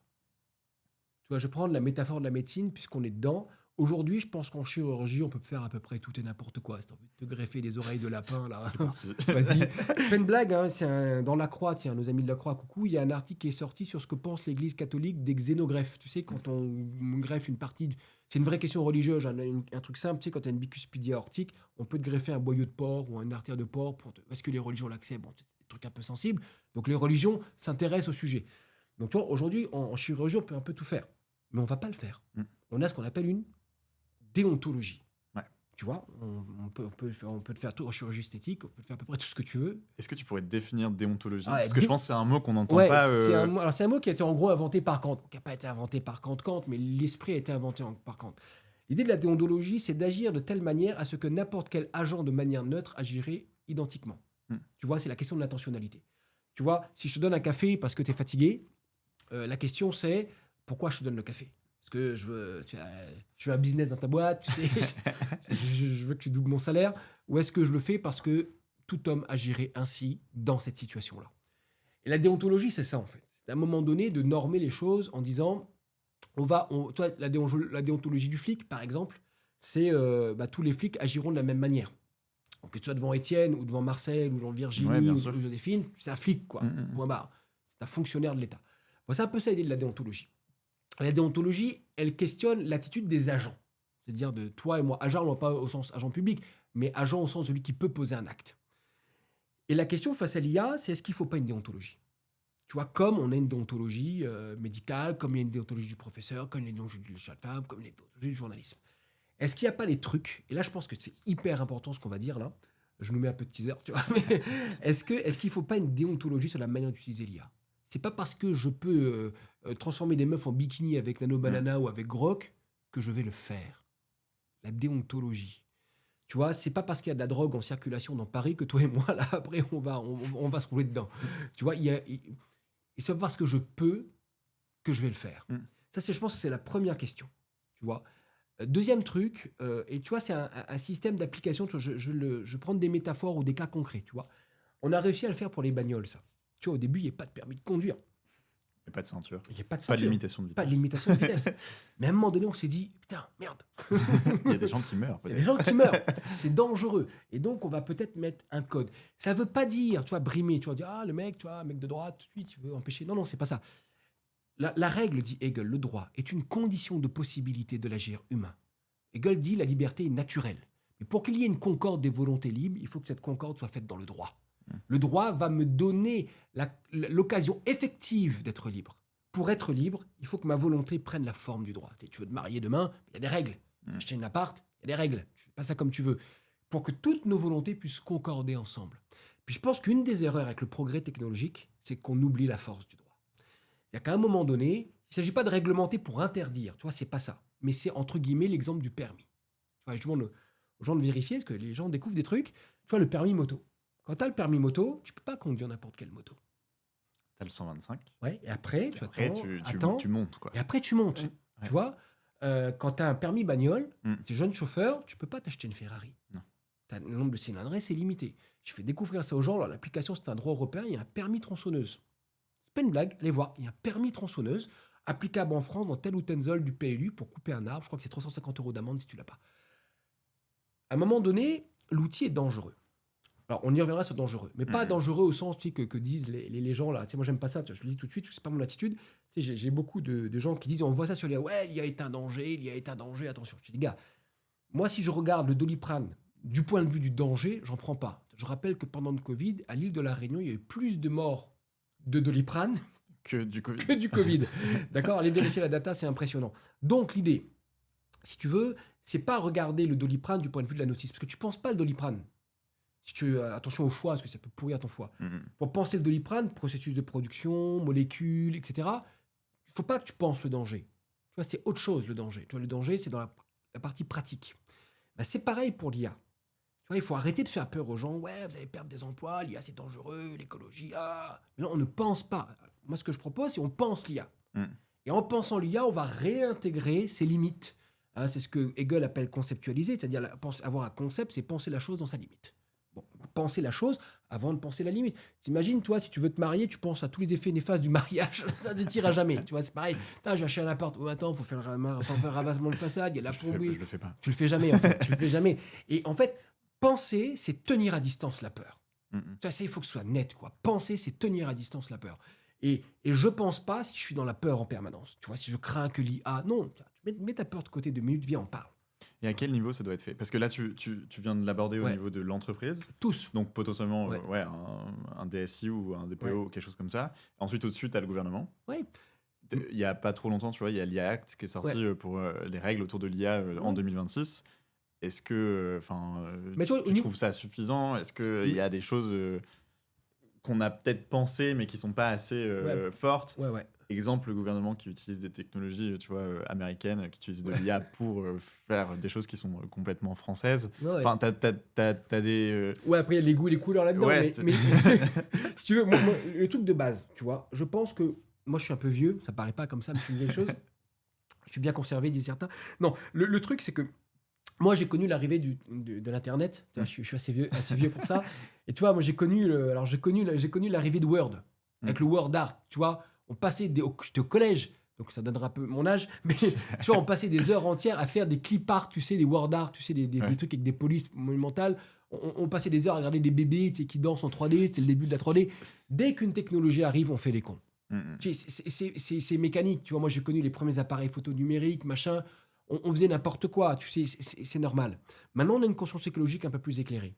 L'idée, c'est qu'il faut sortir de l'IA spectacle. Tu vois, c'est un peu ce que je reproche à certaines boîtes, je tairai des noms, mais qui font l'IA spectacle. Oh, faire des vidéos, maintenant tu fais de la musique. Non, mais attends. Est-ce que tu crois vraiment que moi, j'ai besoin de composer mon propre morceau de musique? Est-ce que tu crois que j'ai le temps pour ça? Non. Donc déjà, tu vois, il y a une réflexion éthique à titre personnel. Tu vois, on est tous. Moi j'ai fait des photos de moi en musclor, tu sais, bien sûr, en Batman, j'adore ça, ou en Joker. Tu vois, je suis un gros fan de comics. Bon, ok, c'est marrant 2 minutes. Maintenant, c'est à titre personnel, quelle question est-ce que je peux me poser dans mon usage de l'IA? Tu vois, est-ce que c'est vraiment utile pour moi? Est-ce que c'est Ouais. vraiment indispensable? Et là, je pense que ça rejoint nos copains de la décroissance. Tu vois, ceux qui veulent qu'on fasse en low technologie, je pense que la question, il faut vraiment qu'elle soit prise à titre personnel. Au niveau d'une boîte, je pense qu'on peut vraiment établir des règles. C'est-à-dire que quelle tâche nécessite une IA et quelle tâche ne nécessite pas d'IA. Ça demande une vraie expertise, tu vois. Est-ce que là, on a besoin de l'IA dans le process? Est-ce que là, on n'a pas besoin de l'IA dans le process? Parce que c'est aussi pousser ses collaborateurs au meilleur que de leur dire là-dessus, les gars, pas d'IA. Tu vois, c'est comme les profs de sport, tu vois. À mon avis, le mec est capable de dire là, tu vas le faire en 10 minutes, ce truc. Mais tout seul, mec. Est-ce que c'est bon pour toi? Ouais. Non, monsieur, si, tu vas le faire. Toi, c'est un peu ça l'idée. Et donc, je pense qu'on peut établir des règles de fonctionnement en entreprise. Puis au niveau de l'État, je pense qu'on doit vraiment et l'entreprise et l'État, la question de la formation. Tu vois, c'est pas simplement apprendre à prompter, tu vois. Non, c'est comment est-ce que l'individu peut, de manière adulte et autonome, utiliser un outil.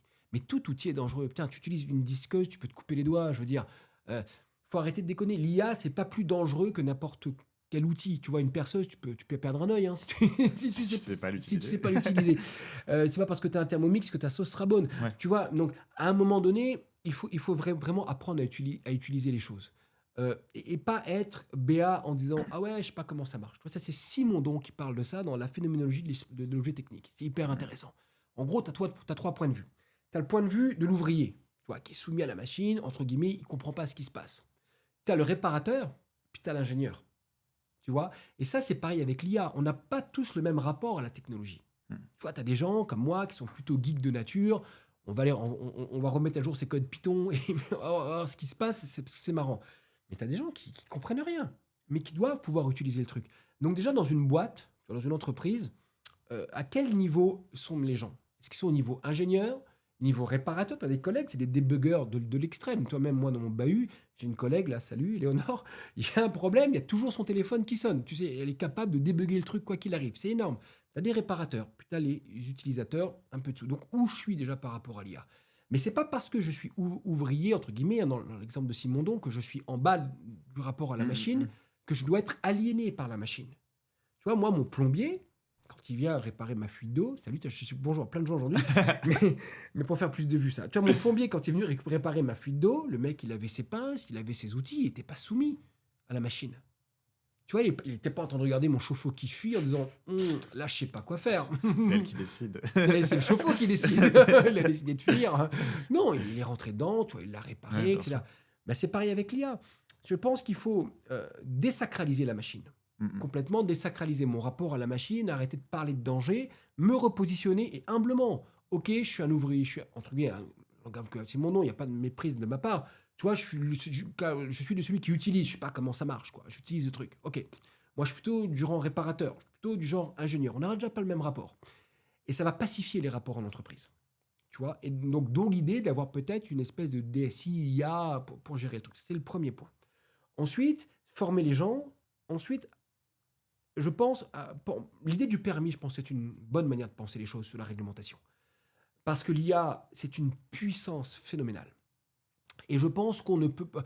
Il ne viendrait pas à l'idée de laisser un gamin qui a un permis neuf, tu sais, une Ferrari. Il ne me viendrait pas à l'esprit. Pourquoi est-ce que je laisse ChatGPT dans les mains d'un gamin de 14 ans? Je me pose la question. Genre, ouais, c'est la liberté, etc. Attends, la liberté, elle s'organise, elle demande de la maturité. Et ce que je fais aujourd'hui, c'est pas la même chose. Toi, c'est Malebranche qui dit ça. Malebranche dit que la connaissance me rend plus libre. Tu sais, mon plombier, je t'assure, devant une fuite d'eau, moi, je panique. C'est expérience réelle. Hein. Mon plombier, il arrive, il me dit « Oh, j'ai rien. » Mais c'est quoi la différence entre moi et le plombier? Le plombier, il sait. Moi, ça va me générer de l'angoisse. Tu vois, on a déjà fait la bêtise, mais vraiment la bêtise. Là, c'est le philosophe qui parle avec les réseaux sociaux. Ouais, harcèlement, angoisse chez les jeunes, on n'a toujours pas compris. À un moment donné, c'est pas que le réseau n'est pas bon, mais c'est qu'il faut une maturité, il faut une connaissance, il faut une habileté qui permet de...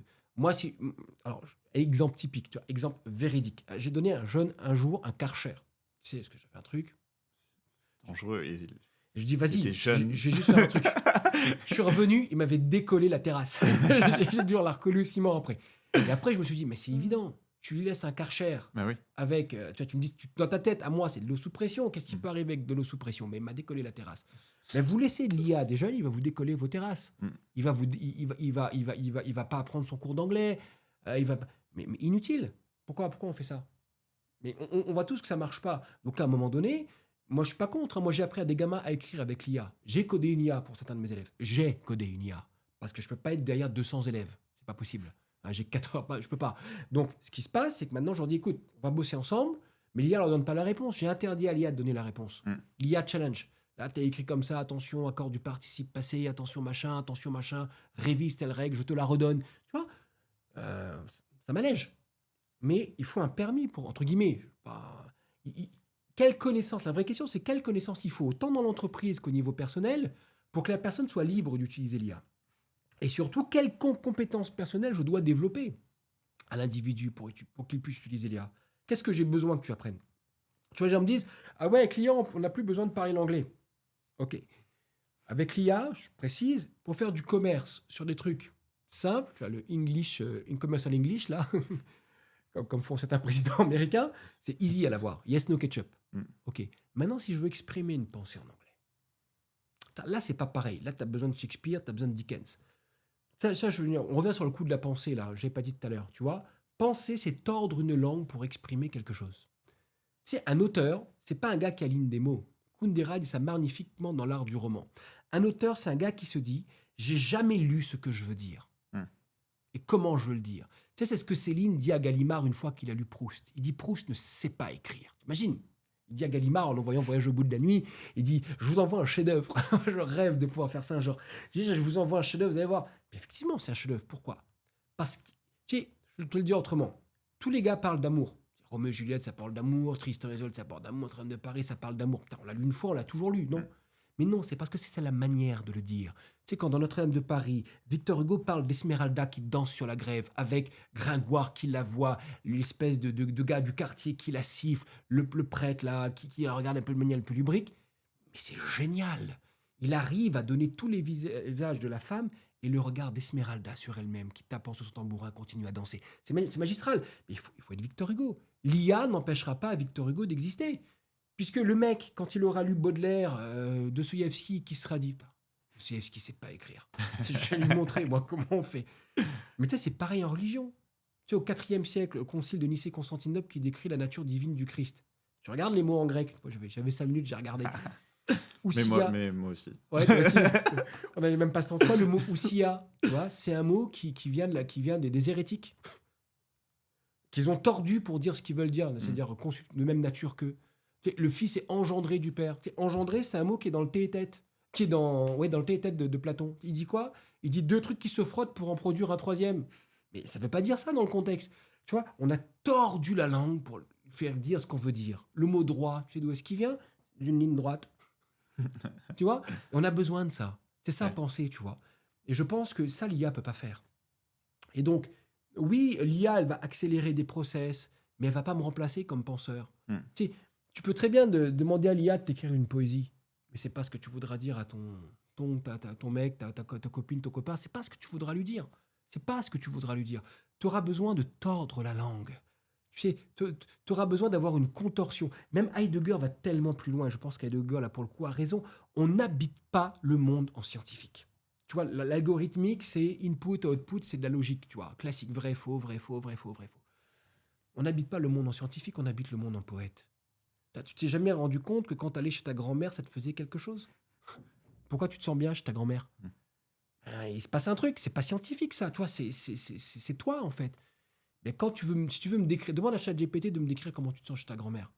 Tous les mots qu'utiliseront ChatGPT ne seront pas les bons. Je mets ça au niveau de la boîte. Toi, t'es patron d'une boîte. Tu as une intuition pour ta boîte. Demande à ChatGPT de te décrire. Ça ne marchera pas. C'est impossible. Tu vois, le problème, c'est le problème de concept.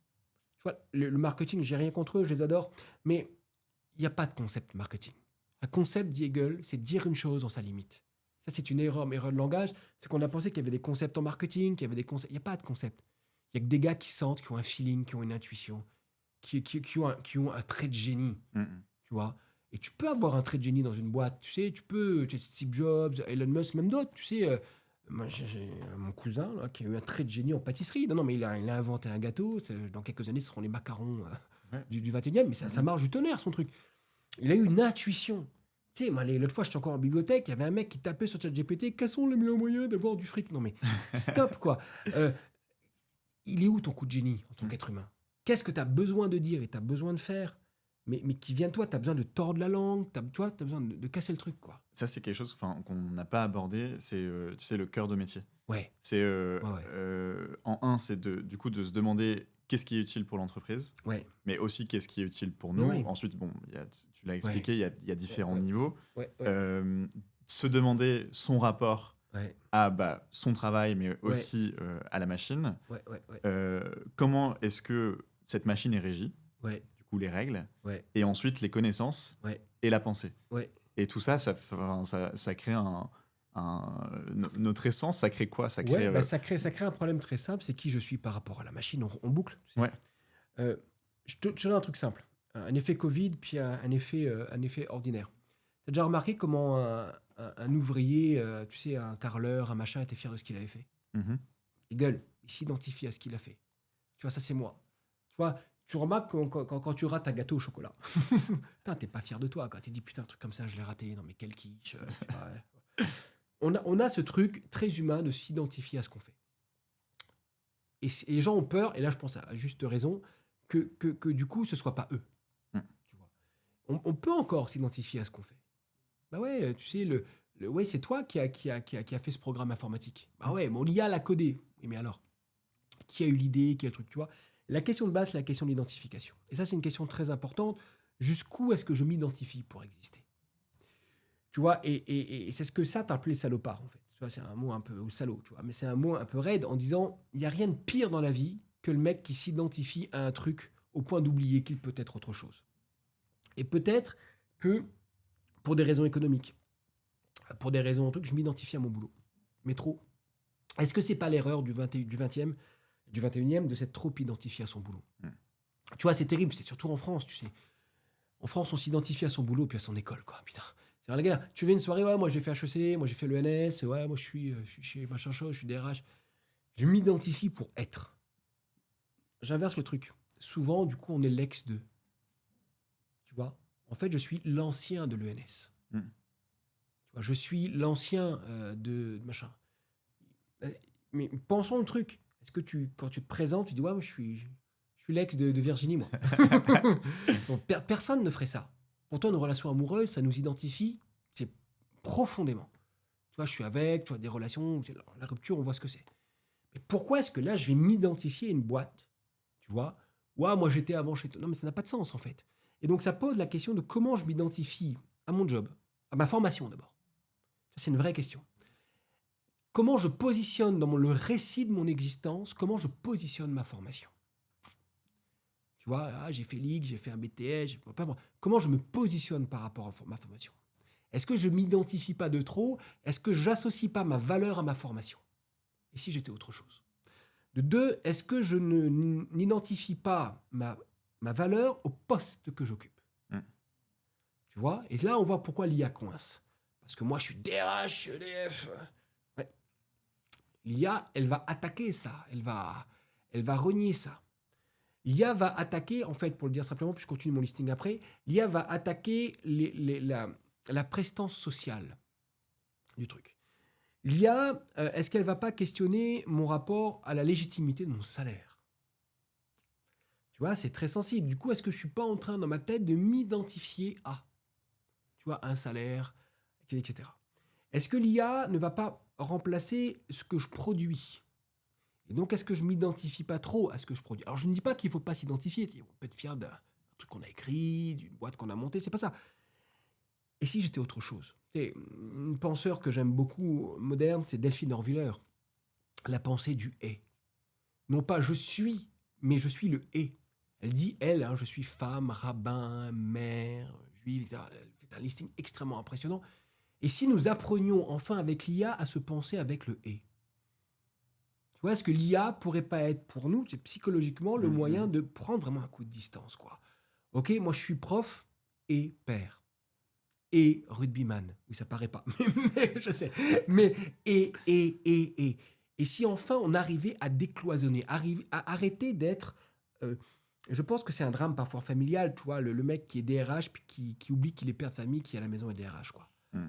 Tu vois, et si l'IA nous donnait ce coup d'humilité dont on avait besoin, tu vois, en disant effectivement ce que je fais, une machine peut le faire mieux que moi. Mais calmos, je suis autre chose.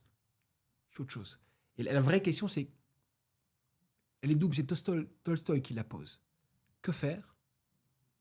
Et qui suis-je dans ce que faire? Ça, c'est la grande question dans Anna Karenine. Je ne sais pas si tu as lu ce truc, c'est énorme.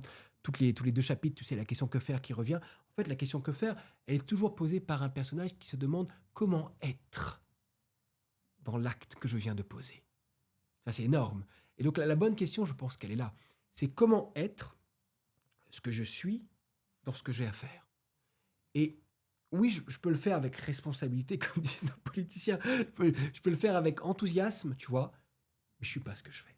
Et ça, c'est vachement angoissant. Mm. Ça, c'est vachement angoissant. Je sais que je peux angoisser les gens, donc je m'excuse, mais c'est détacher temporairement, en disant je ne suis pas que. Tu sais, déployer son être dans plus que le faire. Ça, c'est flippant.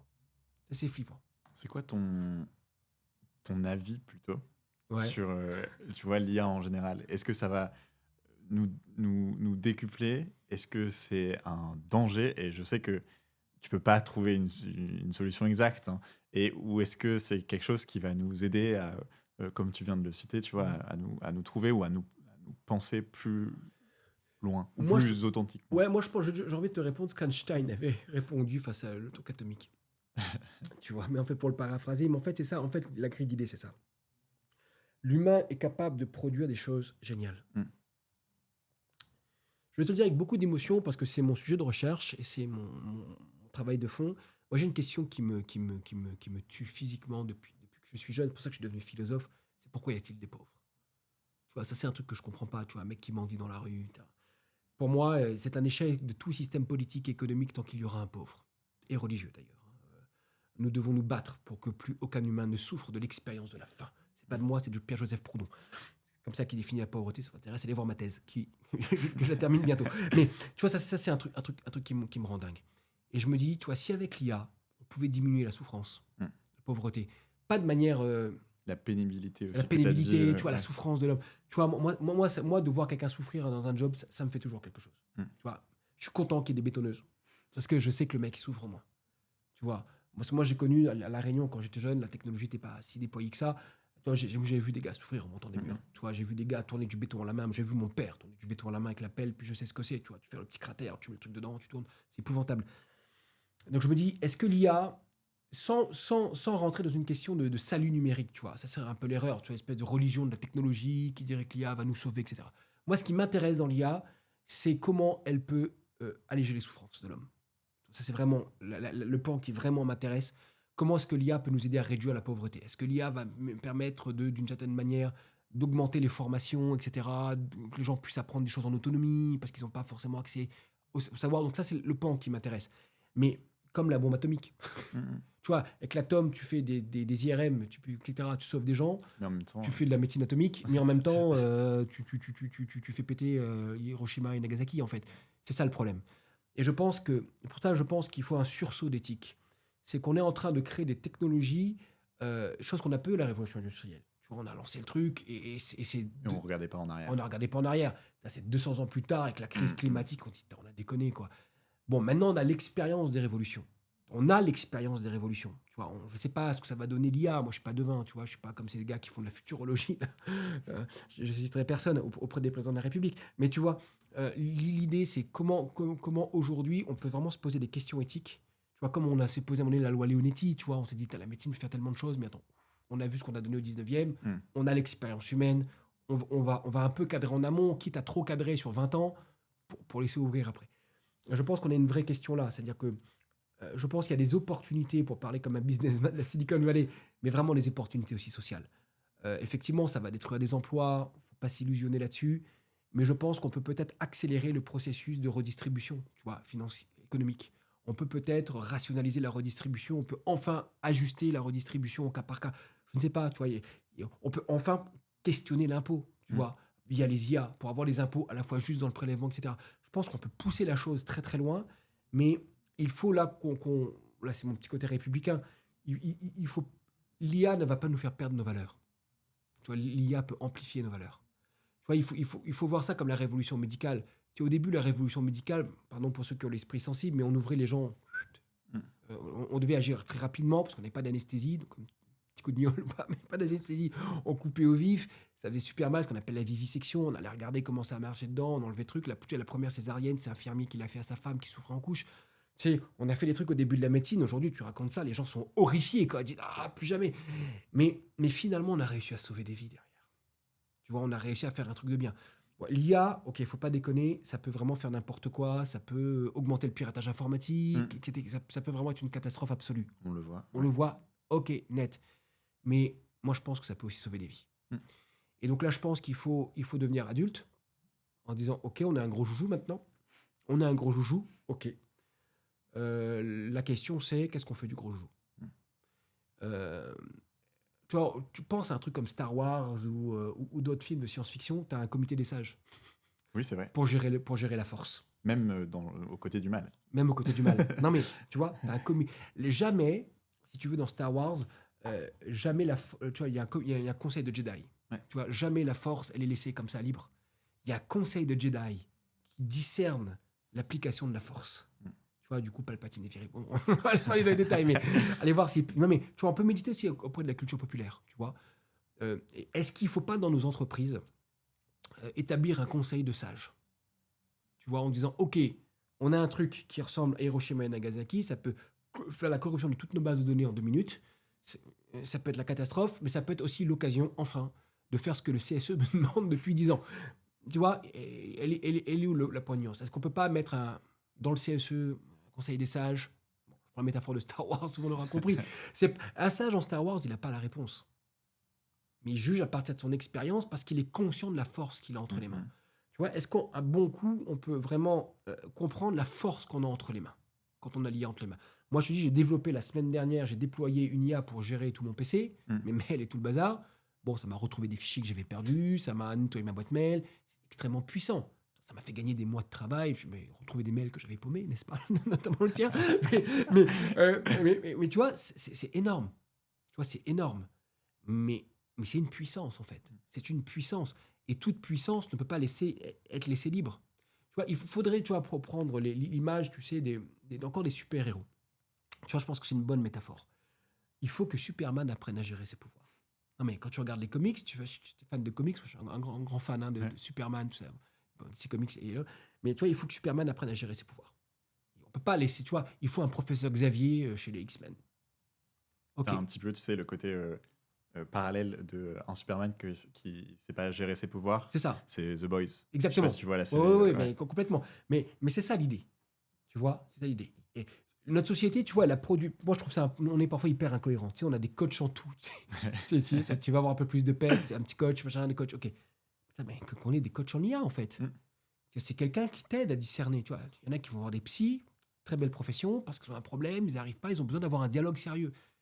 Mais mettons-le avec l'IA. C'est une puissance qu'on a entre les mains. Toi, avant d'acheter une débroussailleuse chez toi, c'est pas une perceuse, tu discutes avec tes potes, t'as pris quoi, quelle marque, tu vois, ah ouais, tu penses, machin.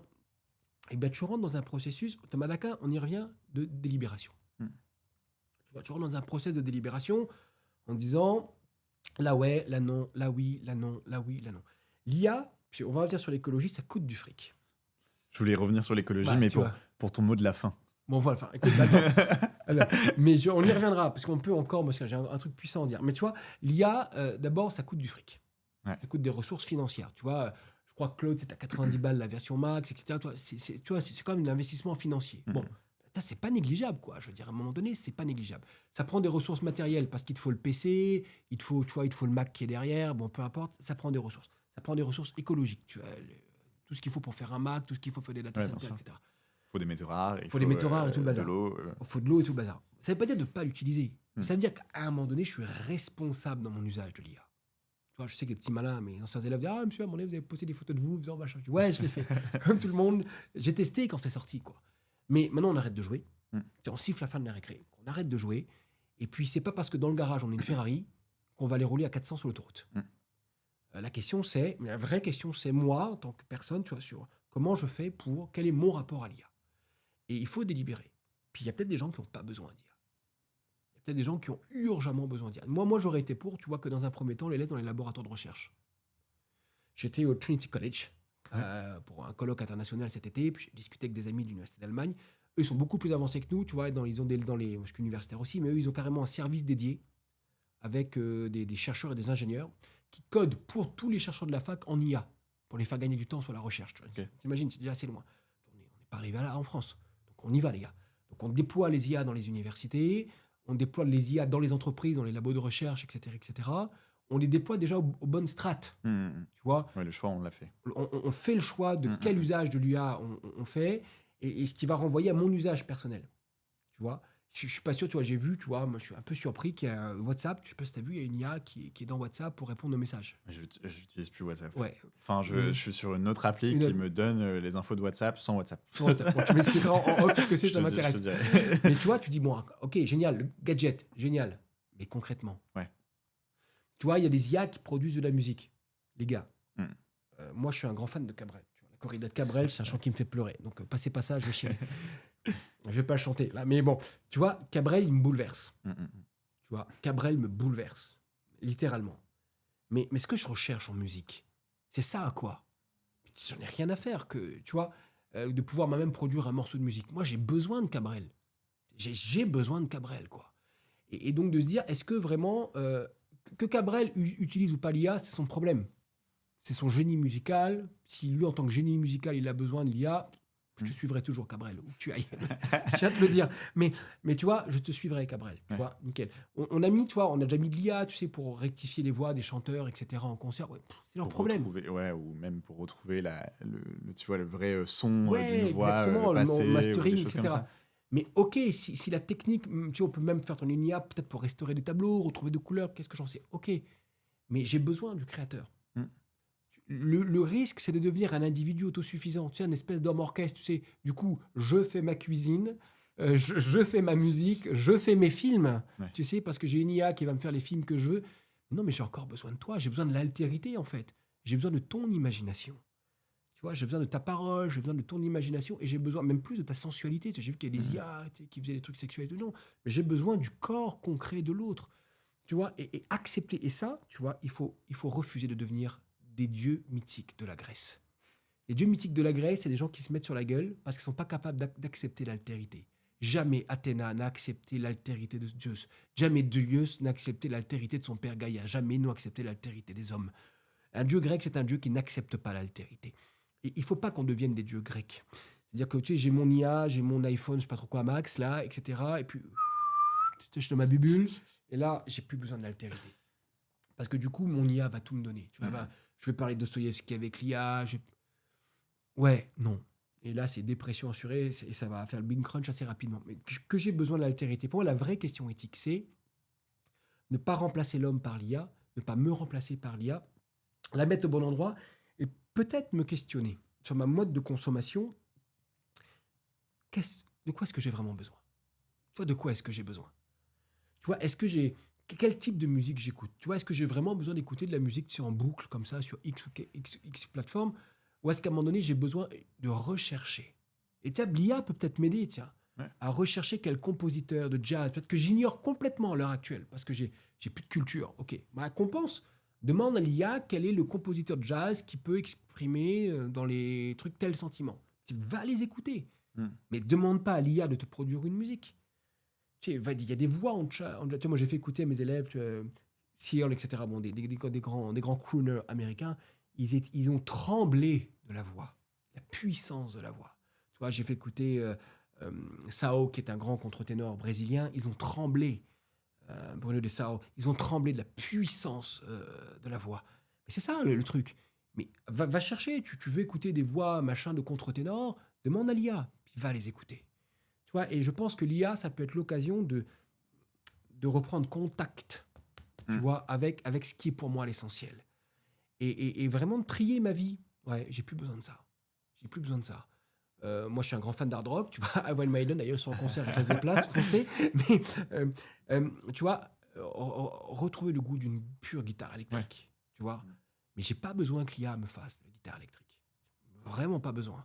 Mais par contre, j'ai besoin d'aller voir un instrument. Tu sais, j'étais à un concert encore là, dans l'Eure-et-Loire, là, un truc complètement perdu. Je suis allé à un concert de tam-tam et de batterie. Phénoménal, tu vois. Dans une petite salle, dans un coin, j'ai vu le truc passer, je suis allé. Phénoménal. Tu vois, la puissance d'un gars qui tape sur un tambour. Mais ça, l'IA va pas me le donner.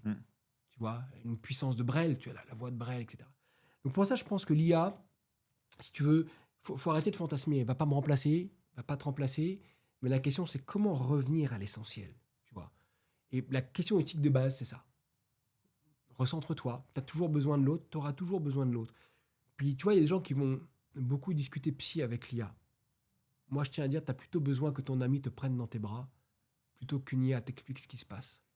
Parce que le mec qui t'explique ce qui se passe, jamais il te donnera le sentiment du soutien intime. Ce dont tu as besoin, c'est Épictète qui dit ça dans son manuel. C'est que tu as un ami qui pleure des yeux, mais qui soit tellement solide dans son cœur que tu puisses t'appuyer sur lui pour rebondir et avancer. Moi, je peux te le dire de manière nette.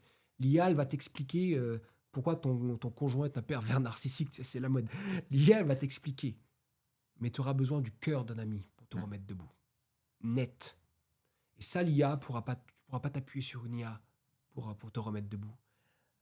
Et ça faut... c'est un sujet qu'on avait abordé avec Céline Forest, qui était la dernière invitée, justement, qui a fait un master en psychologie. Et on aborde un petit peu ces déviances de l'utilisation de l'IA dans, je sais pas, tu vois, chez les jeunes, pour la santé mentale, qui est un sujet vachement important en ce moment. Donc le lien est en bas de la vidéo. Le lien c'est comme ça qu'on dit, donc. Normalement, ouais. Mais tu vois, c'est un sujet qui interroge, la philosophie, mais aussi juste l'humain et tout le monde en général, on l'utilise tous. Mais on revient sur ce qu'on disait au début, tu vois. L'IA questionne l'image de l'homme que l'on a. Tu vois, la machine artificielle, elle questionne ma manière de penser, elle questionne mon rapport à l'objet, mon rapport à moi-même et ma manière de me définir. Et est-ce que vraiment on peut entièrement se donner à une machine, tu vois, ce qu'on appelle chez Thomas d'Aquin la sponsalité, tu vois, qui a donné le mot époux. Je vais finir un peu par du Thomas d'Aquin, ça nous fera du bien. Les vieilleries, ça fait toujours du bien. Pas pour être religieux plus que ça, mais les vieilleries, ça fait du bien. Tu vois, on a besoin pour exister, dit Thomas et dit Augustin aussi, d'un don à l'autre. Tu vois, ce qui va donner sens à ma vie, c'est le don que je fais à l'autre. Tu vois, à mes enfants, tu es dans les divorces, ils ne savent plus quoi faire. Ah, je vais me donner à mes enfants. Ouais, ben bingo. Tu es en train d'entrer dans une forme de don à l'autre, de don total à l'autre. Pour atteindre ce que Thomas d'Aquin appelle, et le mot est violent, la béatitude partielle ou imparfaite, dépendamment comment c'est traduit. La béatitude parfaite, dit-il, bon, c'est avec Dieu, donc ça, on laisse ça aux croyants, mais la béatitude imparfaite. Le mot est intense, tu vois. Me donnant à l'autre, je vais entrer dans une béatitude imparfaite, mais je vais quand même rentrer dans une béatitude. Je pense que l'enjeu est là, tu vois. Je ne peux pas me donner une machine. Tu vois, j'avais fait ce podcast, cette discussion, là, juste face caméra, comme on dit, avec un micro.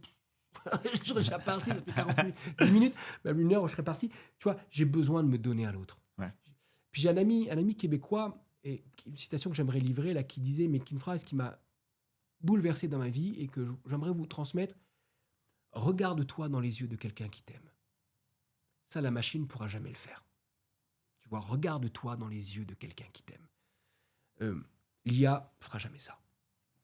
C'est une super belle conclusion, je trouve. En tout cas, une phrase à garder pour tout le monde. Tu voulais qu'on conclue sur l'écho, parce que je vais pas te saper ta conclusion. Je vais pas te saper ta conclusion. Mais peut-être, si ça te va, on fait un petit passage sur l'écologie. Ouais, ça me va. Je trouve que cette phrase que tu cites, elle est quand même hyper...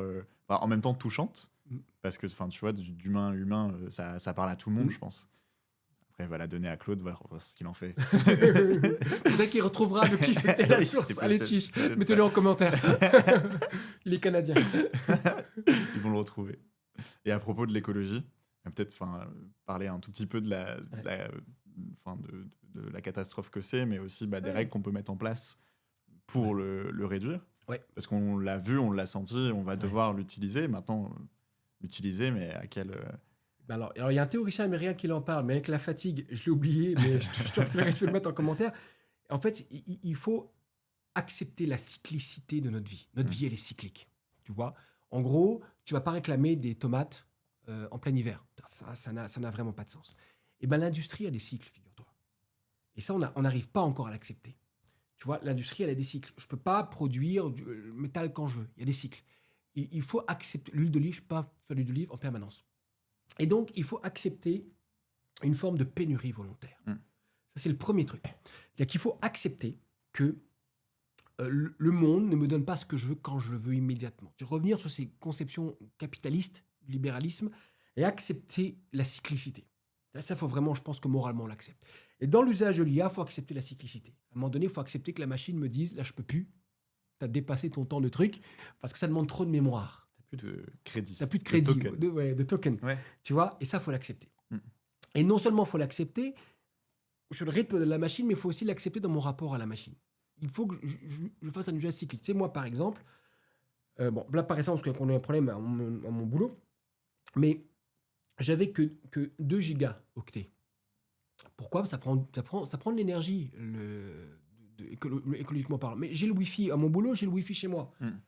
Bah, je vais accepter le caractère cyclique. Tu vois, quand je suis dans le train, c'est un cycle où je n'ai pas besoin d'eux. Tu vois, et je pense que la vraie question, c'est pas d'arrêter d'utiliser, parce que je pense que l'IA va passer des serveurs à nos machines, à nous, vraisemblablement. On va retrouver un Internet décentralisé, mais c'est un autre sujet. Mais accepter la cyclicité. Il y a des cycles, et si je veux vraiment être écolo, ok, j'ai besoin de l'IA, mais sur quel cycle ? Tu vois, un usage cyclique de tout, en fait. L'industrie, de l'IA. Et en même temps, c'est dur à se dire que tu peux pas utiliser l'IA dans le train parce que tu te poses une question ou parce que, tu vois... Oui, mais il faut qu'on devienne adulte. Ouais. Maman ne répondra pas à toutes mes questions au moment où je me les pose. Maman t'a dit non, je n'ai pas le temps, là, je fais autre chose. Donc, c'est être adulte, d'accepter la frustration que la question ne sera pas vite répondue. C'est un petit peu ça. Peut-être les attentes, tu vois, qu'on s'est fait par rapport à l'IA ou de la réponse immédiate, c'est ça. Elles sont un petit peu exacerbées par... Exactement. En fait, il y a aussi des règles à respecter. Il y a des choses qu'on ne peut pas faire justement parce que tu as des conséquences derrière. C'est ça. Donc, je ne le fais pas, j'attends. Et puis, j'accepte d'attendre. Qui sera un autre bon sujet de podcast. Accepter d'attendre. Mais merci beaucoup, Laurent. Plaisir. C'était super intéressant. On est passé par plein de sujets très différents. De l'entreprise à l'intelligence artificielle, comment la penser, comment la régir, comment aussi se reconcentrer sur nos cœurs de métier, se poser la question de dire qu'est-ce qui est le plus important pour moi aujourd'hui, potentiellement à automatiser, en gardant en tête que cette automatisation, elle a des conséquences, elle a des biais aussi, et autour de ça, penser le système qui la régit. Pas penser le danger, mais penser comment je peux exister. Super. Merci beaucoup. Plaisir.